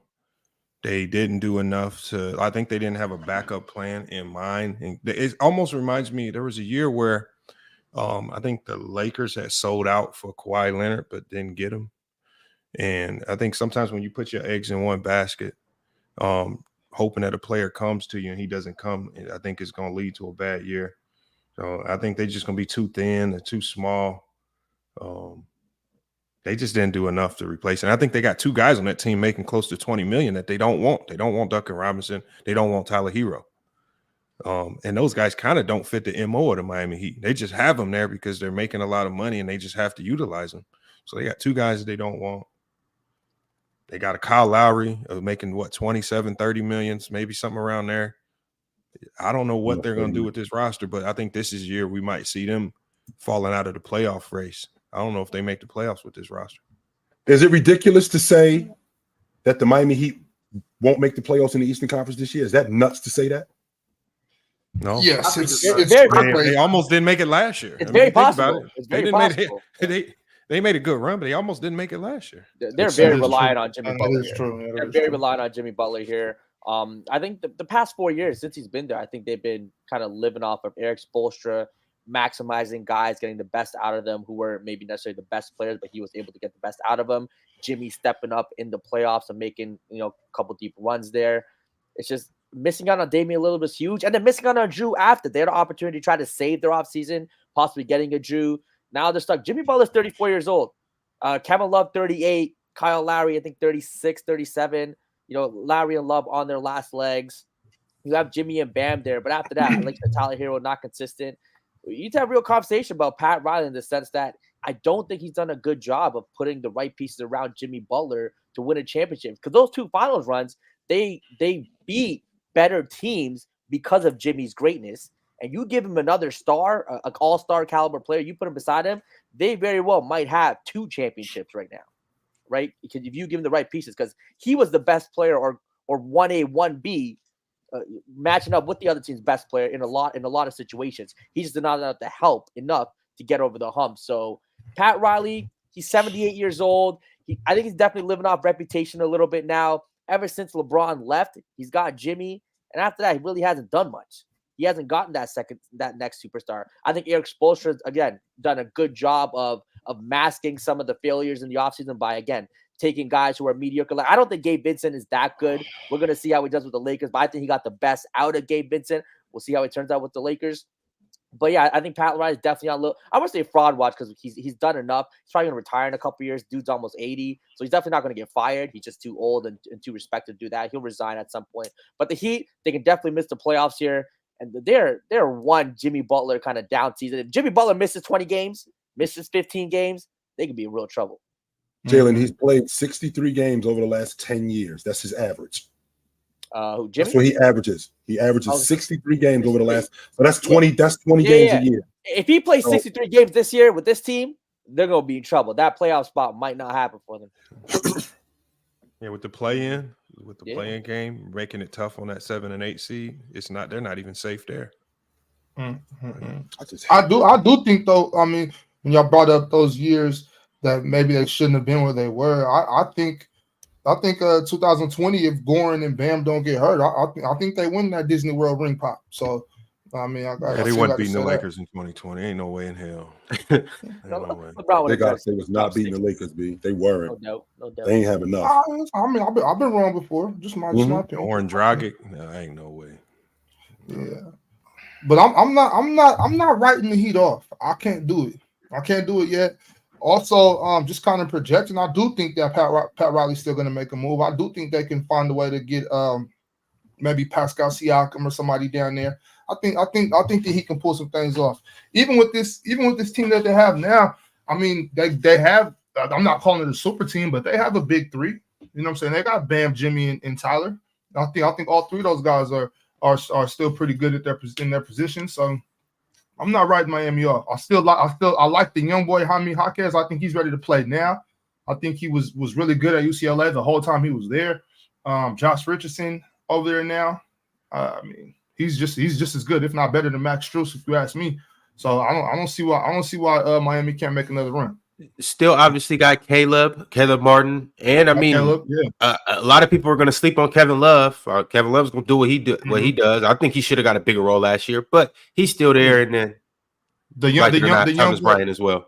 Right, the young boy Jovic, he might be ready to ascend to start getting some minutes now. So I refuse to write the Miami Heat off. I could see them at a 5-6 seed.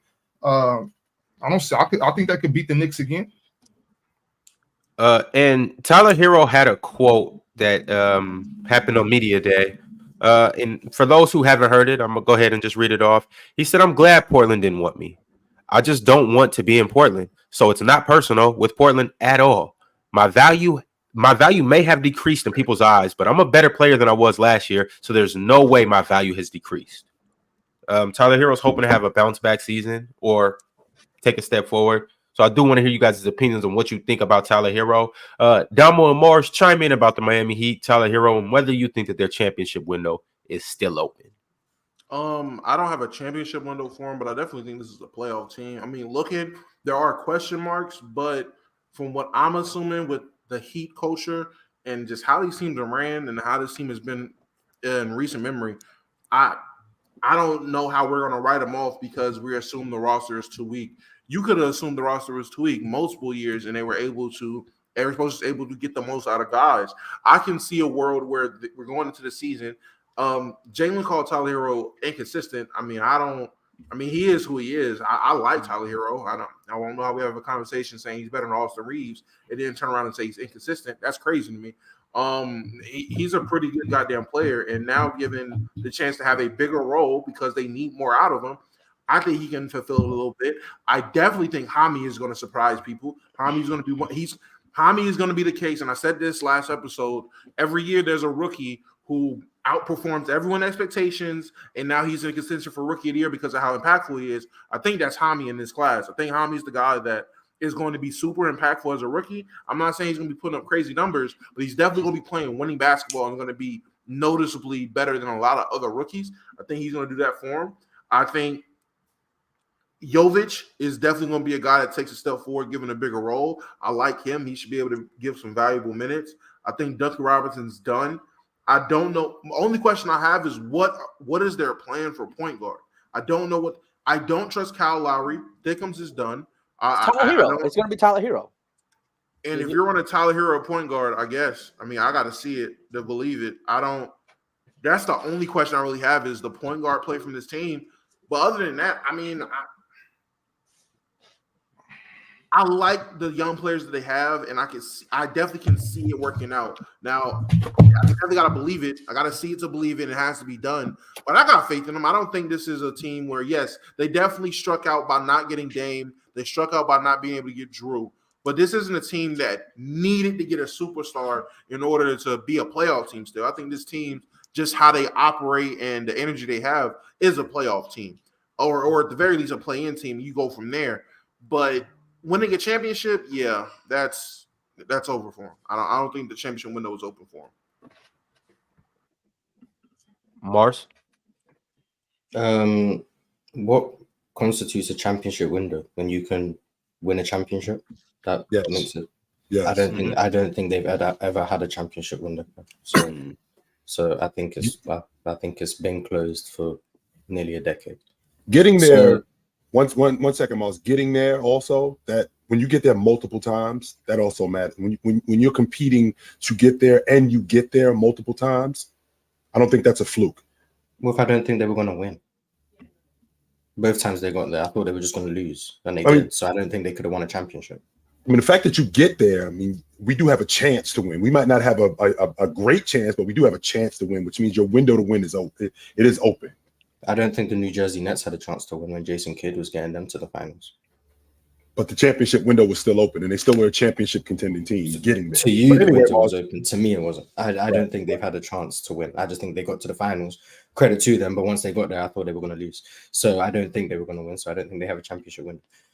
This year, I don't think they're going to win. They could still make it to the finals, and I'll pick the team in the West to beat them. So I think the team probably has gotten worse, but not by as much as I think people would like to say. I think Josh Richardson was a good pickup. I also think this team has the luxury of having the best coach in the NBA. And I think when you have the best coach in the NBA, I think a lot of things are possible.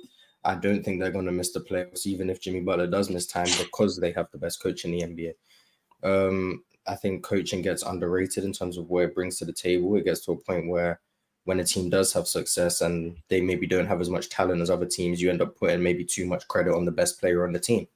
I think Eric Spoelstra deserves a lot more credit for what he was able to conjure up in terms of his defensive principles and schemes. I think offensively, he does a lot with what seems to be questionable pieces. I think the fact that he's so reliant on ball movement, able to get guys who aren't great off the dribble, open shots with dribble handoffs or little delay actions, pistol cuts with Bam Adebayo. He just does a lot of smart things that maximize the pieces he has, and I think he can do similar things this year. So I think they're going to be a playoff team. If I had to guess, I'd probably say they're a 6 or 7 seed, and it's a team that no one really wants to see in the first round. I don't think Boston want to see them in the first round. I don't think Milwaukee want to see them. So they're going to be a hard out. Maybe they can pull off an upset. Maybe they can even make the finals again. But I will still pick against them in the NBA finals if they make it, because they are not good enough to win a championship. Whether that's because of a lack of talent or because the other teams are just better than them, it is what it is. I think they're just very good at being close, but they just haven't had enough to get over the hump. And I think the same as if Miami bounces Milwaukee again, this is going to be a nightmare. Y'all not gonna see me. This is going to be Are you going on the run? Oh, y'all gonna find a new host. That's All right, all Ron. If Miami beat Milwaukee, I'll host. If they beat them again, if they beat them again, Mars, this is going to be a nightmare. Because they're, especially considering, call me Freddy Krueger, because I promise you, I'm gonna be in that bitch. Going if they do, Jimmy probably has some all-time great series again, and we talking about him on some crazy levels. Jalen, this can't happen. The Giannis and Dame agendas are going to go. Oh man, I can't. Don't say I kind of want to see it now. That Not would gonna be lie, so you got a lot of agendas to push if that happens. Don't get me excited like that, man. Don't get me, man. What? If Dame gets boxed by Miami, Drew in particular. If Hami locks him up, oh my god. Drew in particular. It's a dream right now. Why do I feel like Jaime's gonna be in the G League? I don't see this Jaime. I don't see it. I didn't watch much of him at UCLA, so I don't have much of an opinion. I've heard good things about him, and I know he was there for I think all 4 years, but I didn't watch him. I watched him. I saw him. You know, I just don't see a lot of NBA translation. I think he's gonna need some time in the G League before he even adjusts to the pace and speed of the game. If he was on another team, I could probably get with you. I'll probably get with you on that. But being on Miami, I think that's going to allow him to really fit into the league. I think on Miami he'll be okay. So if he was and not just Miami, I think with a lot with more than just Miami, but certain teams, if he was on, I could get with. So like if he was in Toronto, Big Ox. Well, Toronto, they do really good with developing their players, I think. Right. So I think so. So I do think that would make him to where he would go to play some teams, some G League games. But I think he's definitely has the ability. I think he's good enough to play in the NBA right now. But I'm saying, you think he's going to be like a full rotational player for the Miami Heat? Yeah, I think he's seventh, 8th on the. And if Jaime Jaquez is in your opening day rotation, you got issues. Even starting some games, they got. That's not true at all. Jaime Jaquez had a really good coach at UCLA. He played really meaningful games at UCLA. He showed up. He's not a guy that's going to come to the NBA. And this might be the first year we see the locker room broken. I think the extension. I think the one player that had everybody buying into Spoelstra's system was Udonis Haslem. He was the voice, a player voice. That's why they wanted him back again for another year. He was that one player that disseminated everything Spoelstra wanted and got them guys buying in. I don't really think a lot of them guys really was buying into what Spoelstra was saying. I think Udonis Haslem was that voice that was making them buy in. They've lost that now. I don't know if they can keep duplicating this success as all of these pieces start to break down, essential pieces. People gonna say Udonis wasn't an essential piece because he wasn't playing. They about to feel the loss of Udonis Haslem right now. We can joke and say he was just a bench guy. Yeah. But I'm telling you, when you lose that voice, there's no way we're looking at a guy that's a 4-year college guy, and he's going to play for a coach who is literally known for maximizing what you do best and putting you in that role, just putting you in a position to do what you do best. There's no way that Jaime is about to go out there and not look good. I'm not saying Jaime is about to be some 20 to 15 point per game guy, but Jaime is going to play some key minutes. He's going to play some good basketball, and he's going to do some things right for that team. And teams are going to be salivating when they see Jaime Jaquez on the floor with 2 minutes to go because they're going to 1-4 flat him to death. They're going to ice him to death, and he's going to look crazy out there. I mean, it's just when he's in your rotation, I think he's he could potentially be a good rotational guy in this league. But as a rookie to come in and say he's going to help the Miami Heat get to the playoffs, I don't think I think he was struggling in the G League. Man. The thing with Udonis being gone though, I mean they still got some really good vets over there, including Jimmy Butler. They got Jimmy Butler, Kyle Lowry, Kevin Love. I think Kyle Lowry and Jimmy Butler really step up and take that position of being the voice. Like, and on top of that, how can you if you're a professional now, how could you not buy into what you've seen the Miami Heat do, especially last year? You've seen them get to the finals. Like if you don't buy into what Coach Spo is running, what Coach Spo is teaching, then you're just a dickhead. Like, what do you do? We see a lot of players. I mean, we see a lot of players rebel and things like that. Like, I mean, it happens. Even though these guys are getting paid, We see players make dumb decisions and do dumb things all the time that gets them traded, Mhm. gets them kicked off rosters. I just think when you start losing all these essential pieces and you make almost literally no significant effort to replace all of these losses, it's gonna catch up with you. You can't play this game the way they're playing it for this long and just expect to have consistent success running When you say all 2-3 zones in the playoffs. I mean, come on. Eric Spoelstra When only you has say all these losses, are you talking about Max Strus and Gabe Vincent? They were a significant piece. Okay, so, Oh, that run. so what I'm saying is losing Gabe Vincent and Max Strus. I think, and obviously I know you disagree, but I think Jaime Jaquez and Josh Richardson are right there. Ox, take it a step forward. They did that without Tyler Hero, their third best player. Right. So I'm essentially you can go whoever you want to go with the two guys you just named. Let's But then they have to go with the. Let's say it's Josh Richardson. Josh Richardson and Tyler Hero clear Gabe Vincent and Max Strus. So what did they do with Tyler Hero this year? It's a broken locker room. He's been in trade talks all summer. Y'all act like this stuff don't have an impact on how teams play. He's been in trade talks all summer. He even said, "I understand it's a business. I'm just here to get money for my family." And so now, whether you want to believe it or not, he's going to have the Jordan Poole complex. I'm just here until you guys trade me. He don't believe that the Miami Heat want him. How you going to get a guy to buy into the culture when he knows y'all been shopping me all summer? I mean, they're shopping him for Dame. Like, it don't matter. It don't matter. It's just that's the same thing people said about Jaylen Brown when they was shopping him for KD. That obviously didn't affect shopping Tyler Hero for everybody. But Even that depends on the player as well and their mental.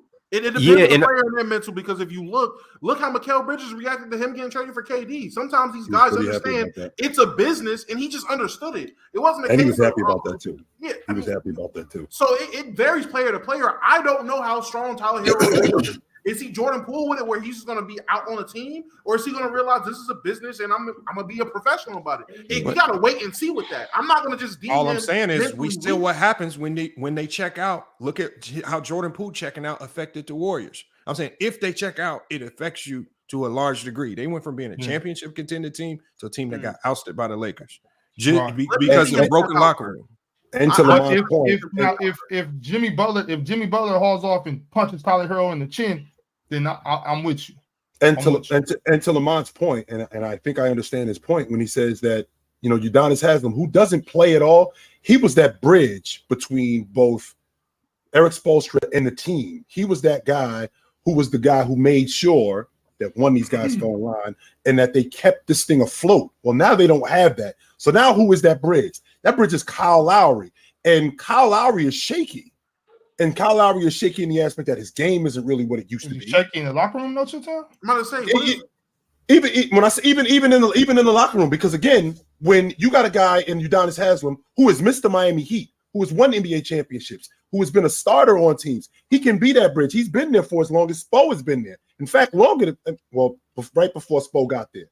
I mean, right before Udonis got there, Spo was already there, but he has been there for a long time. So that bridge between Spo and that bridge between the team and Spo is Udonis Haslem. Now you asking that bridge to be Kyle Lowry, who is essentially new, like he just got on the team a year and a half ago, 2 years ago, and you asking him to basically have the same role with a team in Lamont's defense is relatively broken. Because when you get into the summertime and you're talking about trading guys, especially core guys, when you get into the summertime, you're talking about trading core guys, now they start to think different.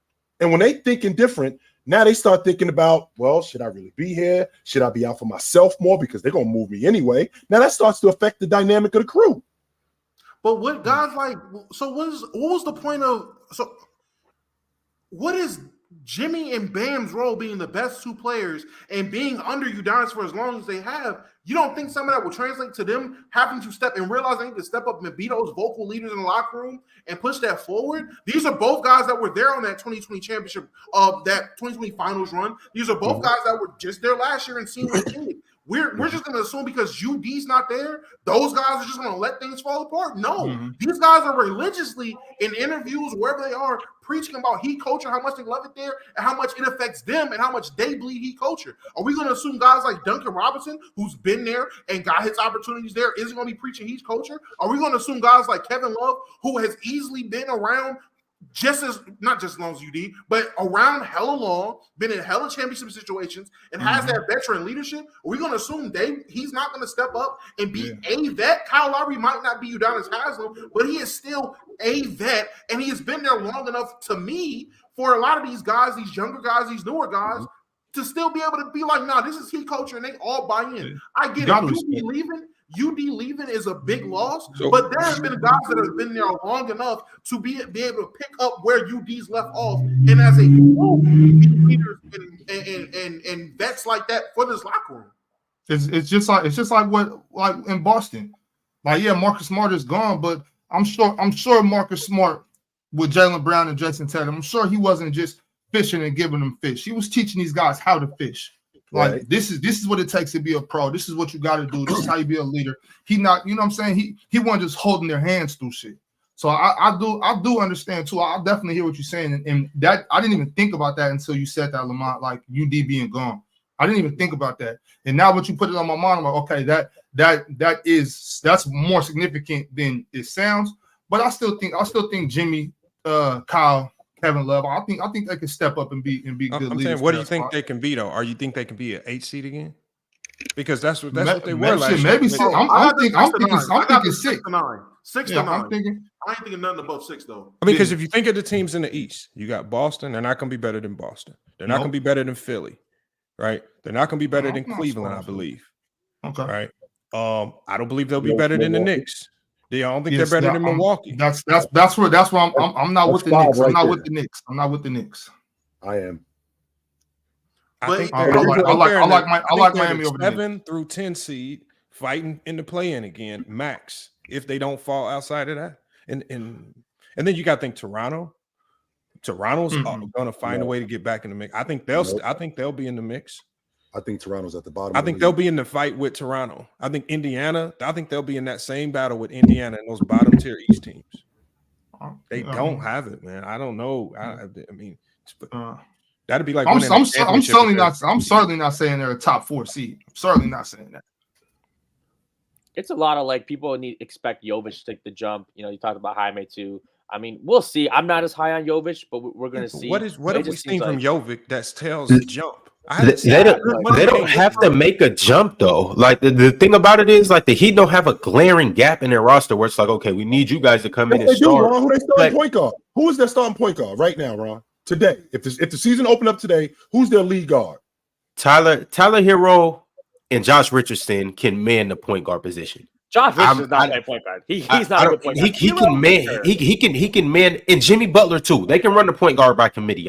We've seen him last year. Gabe Vincent's not a true point guard. Max Strus obviously isn't a point guard. Jimmy Butler took a lot of those ball handling duties, and Kyle Lowry came off the bench, which I think he probably should do this year and play 15 to 23 minutes a game in a backup point guard role. But Jimmy Butler can handle the point guard duties. Tyler Hero can handle the ball. I don't with this Heat team, I'm less concerned about who actually is their facilitator and their point guard.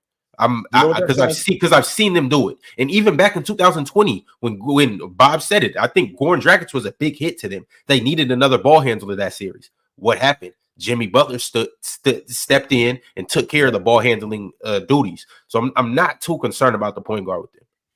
What it sounds like to me, Ron, is it sounds like a substitute. We don't need a substitute right now. We need actually somebody to fill in and be the lead guard on this crew. So because Kyle Lowry was there, he helped Gabe Vincent, who had been there for years. They were developing Gabe Vincent. They ended up losing him in free agency. This is a guy who they should have kept, but I know how money works. But with that being said, a guy like Gabe Vincent, who was molded into that system, now you got to get another guy in here who, as of right now, they don't have. Kyle Lowry is a guy who's on the other side of what he used to be. Kyle Lowry is going to give them, if he gives them 60 games, he's not going to give them 60 games at an all-star level. And we're talking about a Miami Heat team that's trying to get back to where they were. They are less now than what they were before. That roster is depleted from what they lost, and they didn't improve those positions, which would explain why I feel like they're not going to be better this year. Yeah, chill. I agree with you all up to the point where I don't think they got better by any stretch of the imagination, but I don't think they just got so much worse. They really, like I said, they really lost 2 guys and gained 2 guys. They lost Gabe Vincent and they lost Max Strus and they got Josh Richardson and Tyler Hero. And then they also added Jaime Jaquez. The two guys that they lost, that's the question, Ron. The two guys that they lost, my question to you, are they a plus or is it basically the same? Like, you know what's crazy? $20 in. I put $20 in. Did I make 40 or did I break even? You know what's crazy? I'm going to let Dub answer this question for me. Go ahead, Dub. Yeah, it's basically the same. We're basically the same team we were last year. So, like, we didn't get better. We didn't get worse. We're just stuck. In your backcourt, though, would you rather have Gabe Vincent and Max Strus, or would you rather have Tyler Hero and Josh Richardson? To what ends? We made it to the finals last season. We made it to the finals in 2020. We went to Game 7 with Boston. We lost in the first round in 2021. Like, the next bar up for us to be better is to win the chip. Win the NBA championship. We've been competing like this for years now. We've been doing this for the last 4 seasons of taking a team to Game 7 that went to the NBA Finals, being in the NBA Finals in 2020, being in the NBA Finals last season.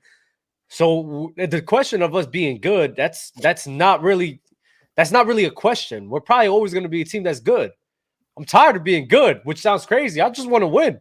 Miami Heat was good last year in the regular season. Stop getting close. I was great. I want to be great. Were the Miami Heat good in the regular season last year? They turned around in the postseason. No, I understand that, but you have to have a good regular season to get there because they were almost not in. So what I'm saying is we were good at the end of the day. We made it to the finals. The point is mute. We made it to the finals. Barely scraped into the playoffs.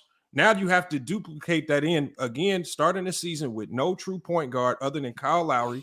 Are you gonna say he's gonna coach up RJ Hampton or to be a better point guard? I don't know who you guys. What I'm saying is you're starting the season. We have Jimmy worse than Butler, you started Tyler it last Hero. year. We have Jimmy Butler, Tyler Hero, Kyle Lowry. All those guys can have ball. I know, and you still were 8th seed last season. We played bad. We had a bad regular season.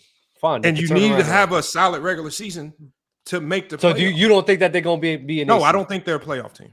Who's better than them? And the only thing that's giving them a glimpse of playoff hope right now is that the NBA created the play-in. Because if they can fall to the 9th seed, they still have a shot. Which we know a lot. They're going to beat a lot of. Who will be better than them? Seeds in a one-game. Who will be better than them? Who will be better than them?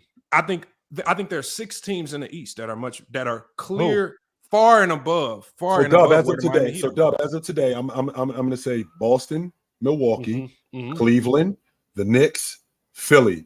That's as far as I'm going. I'm not going. That 5 is as far as I'm going. Now you add in Brooklyn, you add in Atlanta, you add in Indiana, you add Orlando. You brought up the but Knicks. I'm only going to 5. That's it. Wait, did the Knicks get better? Did the Knicks get better? You brought up the Knicks. The Knicks didn't get better, and mind you, they were 3 games. The Miami Heat. The Miami Heat were 3 games behind the Knicks. Yeah, the Miami Heat was 1 game behind the Brooklyn Nets to hit the 6th seed. So just because 8 seed sounds great for narrative, sounds perfect for narrative, but let's be real.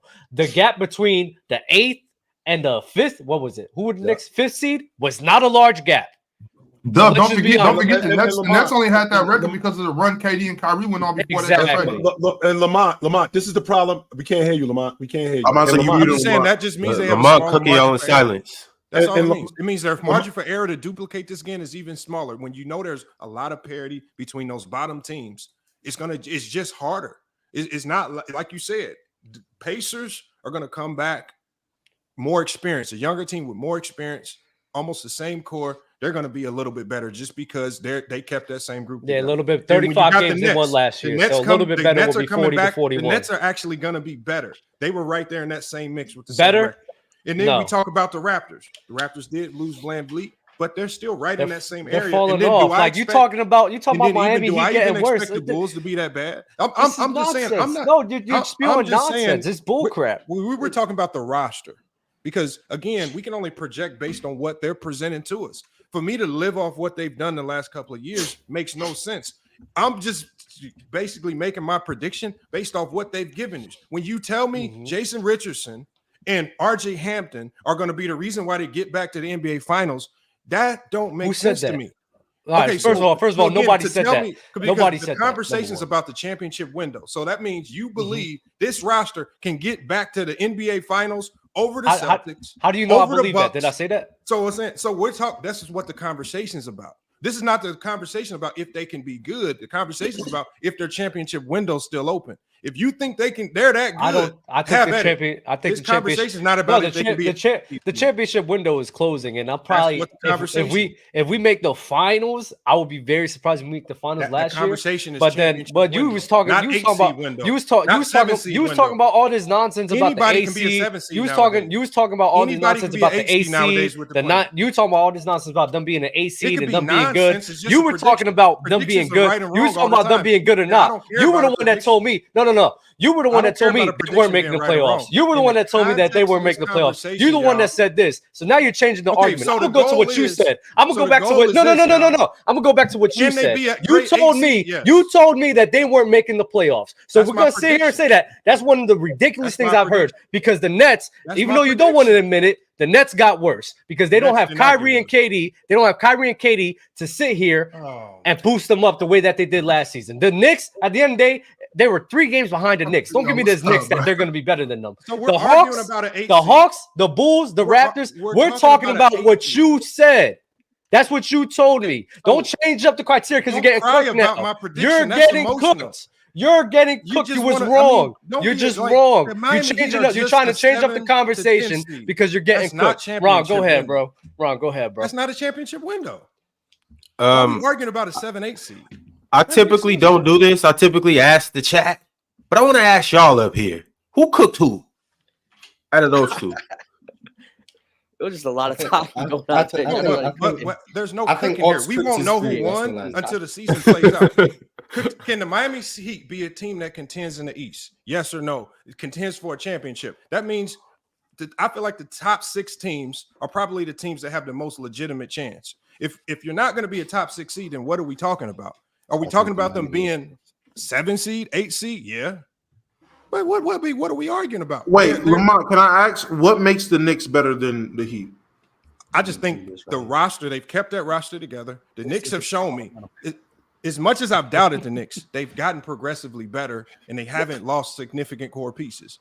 And then they have pretty solid coaching. When we talk about the Miami Heat, they're starting to lose bits and pieces of the core that made them who they are. They're starting to lose it. They lost the Vincent. They lost Struss. They lost Udonis Haslem off that bench as a leader. And when you start losing all these pieces and then you do nothing significant in the offseason to replace anything, and you tell me that all you got is Jaime Jaquez, you're going to hope that Jovic gets better, and you're telling me that Josh Richardson is going to be the guy that's going to help us duplicate the performance that we did last year to get back to the NBA Finals. I'm not believing in that. Is Josh not a better pickup than Max Strus? I mean, losing Max Strus, Josh Richardson not better than Max Strus? No, it's not about if Josh. It's not about if he's better. It's can he do what Max Strus did? Max Strus was. Oh my God! Max Strus didn't do no crazy. There's no such thing as a fake shooter. He wouldn't be in the league. No, there's fake shooters. There's fake shooters. Oh, okay. We can call him that.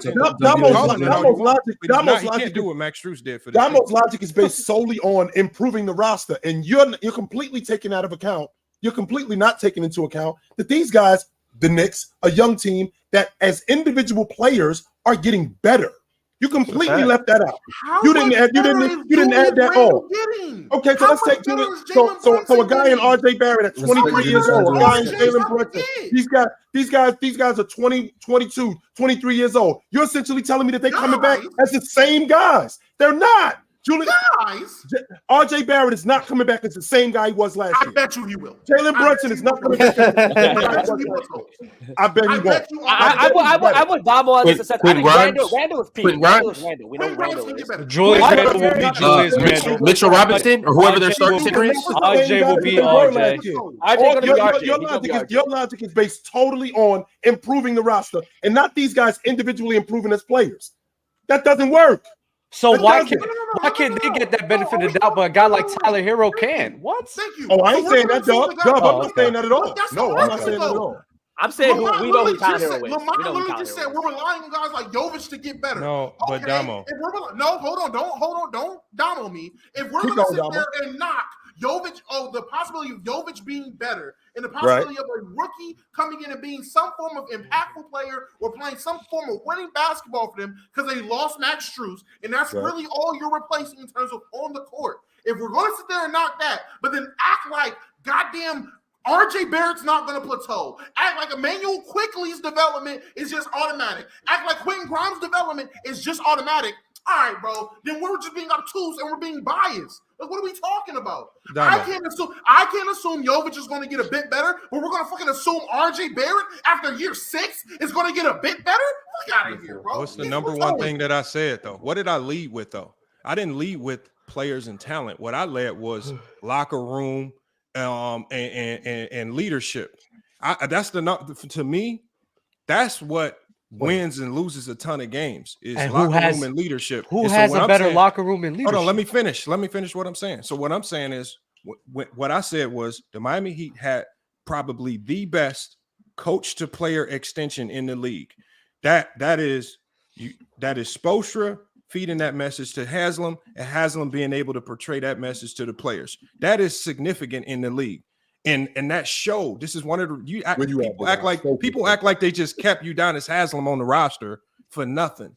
They did. They kept him around for a reason. It's because he's able to send that, he's able to gravitate that message, because obviously coaches' voices can fall silent in the locker room, and you need that player that can gravitate that same message so you're getting consistent throughout the year. And when you lose that aspect of leadership. You don't have a replacement for it. If you believe Kyle Lowry can do it, fine. We'll see. I haven't seen that. And then you lose that. So now I say this is where we're really going to see Spoelstra's coaching ability get tested, because now he's going to have that voice and maintain it for an entire year. He's been that voice for years. Hold on, listen to what I'm saying. Talking about. Hold on, chill town. Chill. Chill town. You can be a player, a testament to this. Oh my Coaches generally lose their voice halfway through the season, and from that point forward, it's player leadership that takes over in the locker room. And so Dub, I know that sounds ridiculous. Before you go any further, Dub, I know that sounds ridiculous, but the reason why the reason why Boston got back in the series, don't get me wrong, there were some adjustments that were made, but it looked to me like they had turned off. They had turned off that coach, and they had basically gotten themselves back in the series. Don't get me wrong, the adjustments that they made, but it looked to me like they just started to fight and they turned off their coach. That's what it looked like. That's fine. If this is his point, but anyway, but keep going. But what Lamont was saying, let's say if he's right, Eric Spoelstra now has to take on this load and be more of a voice. We have seen him do that after LeBron and Bosh was fucking hurt, getting out of the lineup, being out there. We had Tyler Johnson, Hassan Whiteside, Jay Rich on the crew. We got Tyler Johnson paid. Dion Waiters was our best guy. In 2021, when we was battling COVID and injuries, that's how Gabe Vincent and Max Strus, that's the time when Gabe Vincent and Max Strus was getting put on the map. If you're going to sit here and tell me when did he not have Udonis? You're going to tell me with a straight fucking face that Udonis Haslam is that impactful to make that unit that serviceable because of his leadership? God bless your soul. God bless your soul. I don't know where you're going. That's the aspect of basketball that people don't consider. Like when we see these teams lose, Jimmy Butler. When we see good teams lose, when we see good teams lose, y'all be taking. See, that's where Udonis gets slighted. Oh, he's just a guy on the bench, just there for no reason, not getting paid. Y'all forget how they're not paying him millions of dollars just to sit there just because he's some age-old vet. That's not why he's there. His extension from coach to player was meaningful. He was the coach. He was the player coach right there. The messages Spoelstra couldn't convey to Jimmy, he could convey to Jimmy. The messages that Spoelstra couldn't convey to Bam Adebayo, he conveyed to Bam. And when now that connector is gone, you're going to see the divide start if Spoelstra can't be that ego manager like a Phil Jackson, like some of the. Remember they did that with Juwan Howard. So. Wait, remember they had Juwan Howard on that bench doing that too a while back. But I do want to say this though, Damo, because you called us obtuse. That's the funniest shit. You called us obtuse quite often today. I just wanted to make sure I had the proper understanding of what you were calling us. So when you said obtuse, do you mean not sharp? Obviously you don't mean greater than 90 degrees because that's a math term. Or do you mean slow to understand or perceive? Whichever definition you want to go with, gang. You pick go with slow to understand. I need everyone in the chat to understand this. So that's the Webster Dictionary. He said we're slow to understand. That's cold, Damo. That's cold. I need everyone to understand. What and don't be slow to understand. he's equating all of this good coaching and leadership of the Miami Heat mainly on Udonis Haslem and what he brings to the table, and not Jimmy Butler, not Eric Spoelstra and the good system he runs, not any of that, not Kyle Lowry, because he actually is a good leader as well for Toronto and for us as well. Not any of those things. It's mainly tingent on Udonis Haslem, and since he's not going to be there, Eric Spoelstra is just going to struggle, or he thinks that they're going to struggle this year, and it's in question. So that's what he's saying. UD is the reason we made it to the finals. All right, y'all. It's a good point in the show. I hate to have to step in and calm things down, but I gotta read some super chats. Chill. I know you gotta hit the roll. Open gym is next, so we gotta get around to that. So let's go ahead and dive into these super chats. You scumbag! I love you, Mars. You scumbag. I want to make sure we clear on that, fellas. I'll see y'all tomorrow. Out. All right, power rankings tomorrow. Chill. Yes, sir. Get into it. All right, chill, Tim.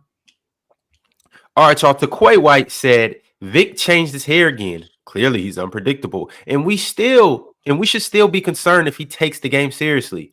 At least that's what Chill said. It's clear he doesn't take the game seriously. That Dennis Rodman behavior. Shout out to you, D man. Exclusive Excellence said, Ox is right. The NBA is an entertainment organization, so why is it wrong to want more entertainment, especially when the game is irrelevant? Look, as viewers, we can want entertainment, but as coaches and those teams, I mean, they could care less as long as they win the game. Bro, those players and coaches be taking days off too, bro. I hope that happens, bro. They take days for sure, off players, too. For sure. They're human beings. They don't sit here and have the 100% on the throttle every single time, bro. They're humans. Like, what are we talking about? Jay Does It 15 said Lamont is 100% right about UD. I don't know, man. UD, I get what Lamont. UD's a great leader. Nobody's saying he's not. But the last act 3, like 4 Miami years, can't be fun without that. I'm not saying Miami's not going to be good. I'm saying these are things that just lend me to question if they can duplicate what we've seen in the past. I'm not like there's some serious question marks over there that it's going to take if Spoelstra's able to do this, he might be the greatest coach of all time. But this is going to be a tough task. This is going to be a very tall task with the lack of talent, with the losses. To duplicate some of the successes he's had, it's going to take almost a perfect effort all season from Spoelstra on all fronts. And Lamont, it's going to be a lot. Best coach in the league, or what I'm saying is, greatest coach of all time. If we see Spoelstra duplicate what he has been able to do over the last couple of years, again with this roster, with all the losses, he's gonna have to be thrusted into a consideration of some of the greatest coaches of all time, because this is just not a very good roster to say that I want to get to a finals with. If you had to put a gun to his head, if you put a gun to his head right now, do you think he would say, "Yeah, I think this team can get to the finals"? Confidently. It was just in the finals. Okay. And they literally brought the same roster back. And they brought their third best player back. Boston's clearly better. Milwaukee's clearly better. If they make the finals, we'd be okay. Competition might be stiffer. I'll give you that one. I will give you that one. Boston and Milwaukee were clearly better last year, and they beat both of them. And I know Giannis broke his back. I understand that, but Tyler Hero broke his wrist. So I got faith in Jimmy Butler and Eric Spoelstra. I'm with Lamont though. Like, if this team does get to the finals and let's say they do win, Eric Spoelstra in the all-time coaching discussion in terms of elevating teams. Okay, so make your finals prediction. Go ahead and put Miami right there right now. Let's lock it in. I'm not doing if you think it can be duplicated, let's go ahead and just make your finals predictions right now. Yeah, you know what? Let's just go ahead and do it. The reason. But no. Hold on, Ron. You gonna lock it in? Ron, the reason you don't have to do it. The reason you don't have to do it is because Boston and Milwaukee clearly got better. So Milwaukee didn't get better. I think they got better. So them being not in the finals is not indictment. I heard a smoking crack. They're facing more talent this year than they did last year. Both get the job done. All right, spot race, swallow Ross. Spot race, swallow Ross. I'm getting high myself. All right, so next super chat. Styles Black said, when Jimmy was mad at Spo, UD calmed all that down. Didn't UD say the team started to stop listening to him? Didn't UD say he's retiring because the team stopped listening to him? So I mean, I don't know how much effect he had this season. I didn't hear that. Leaf John in 7 said, to be honest, when Ticket was being quiet and wasn't speaking at all, Mars did diss him and send shade. All It Mars did did show was diss who him. was really the agitator, in my opinion. It's facts. All of that was Yeah, Mars, facts. you've been exposed this episode. Bully allegations. It's not exposed. I mean, I myself have said I'm a terrible person many times. It's not exposing if I've said it. It's just people chose not to believe me. I don't know why. They think I'm trolling. I'm a very bad person. I don't know, Mars. I still don't believe it. Mars Yeah, will that's- talk that's- about Ticket without mentioning his name. Mhm. So it's kind of I call that subbing back, like subtweeting. You would just do that all the time with Ticket. I do it with everyone You do it with But yeah. everyone. because I'm a bad person. Nah, because you're afraid of smoke. Say it with your I'm not. chest. I'm not afraid of smoke. That's Say all with it is, your Mark. chest. It's just the accent. People just get mad when you talk to them in the accent. They feel like you're being condescending, and that's all, Mark. I'm No, definitely Mars, not when you talk to him, when you cook him with the accent.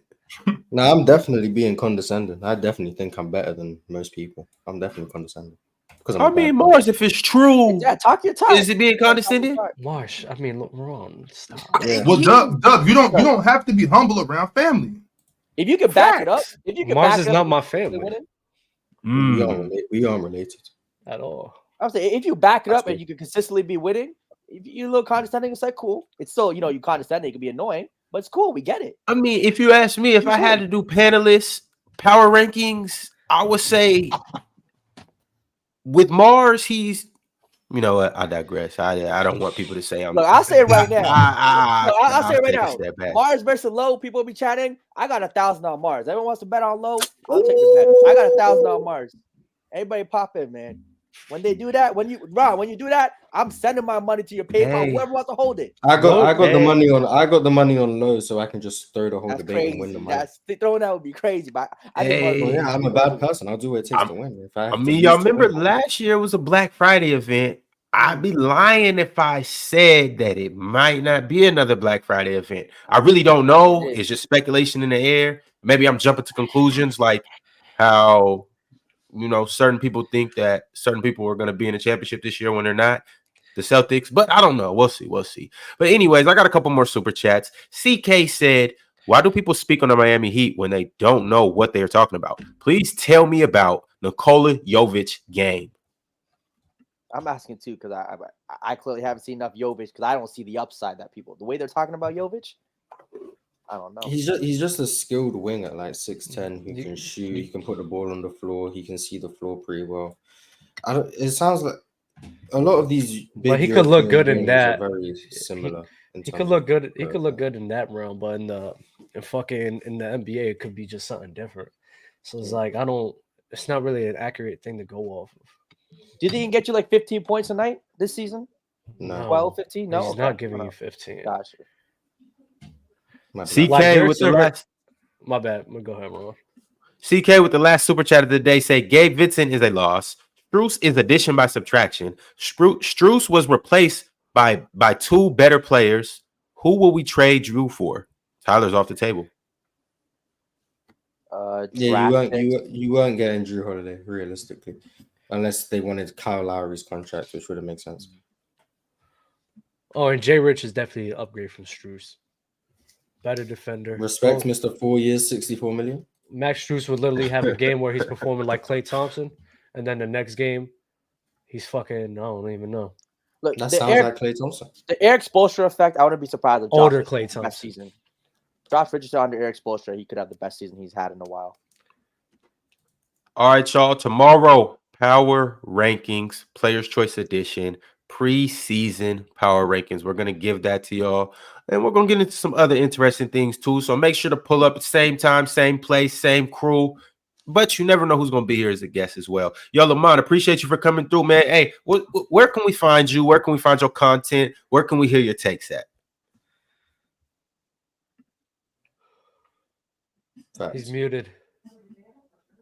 My bad. Lamont. Also, FYF Sports on YouTube, and then also on Roku TV now, man. Just search up FYF Sports, man. We over there cooking, man. That's facts.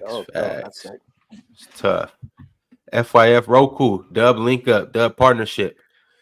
All right, y'all. Open Gym is next. You be sure to pop over there, show them some love. Hey, we got a lot going on in Players Choice today. You guys be sure to. Hey, if you're not doing nothing today, stick around and stay tuned. We got all of our shows today. We got Open Gym. Right after Open Gym, we got none other than Open Field.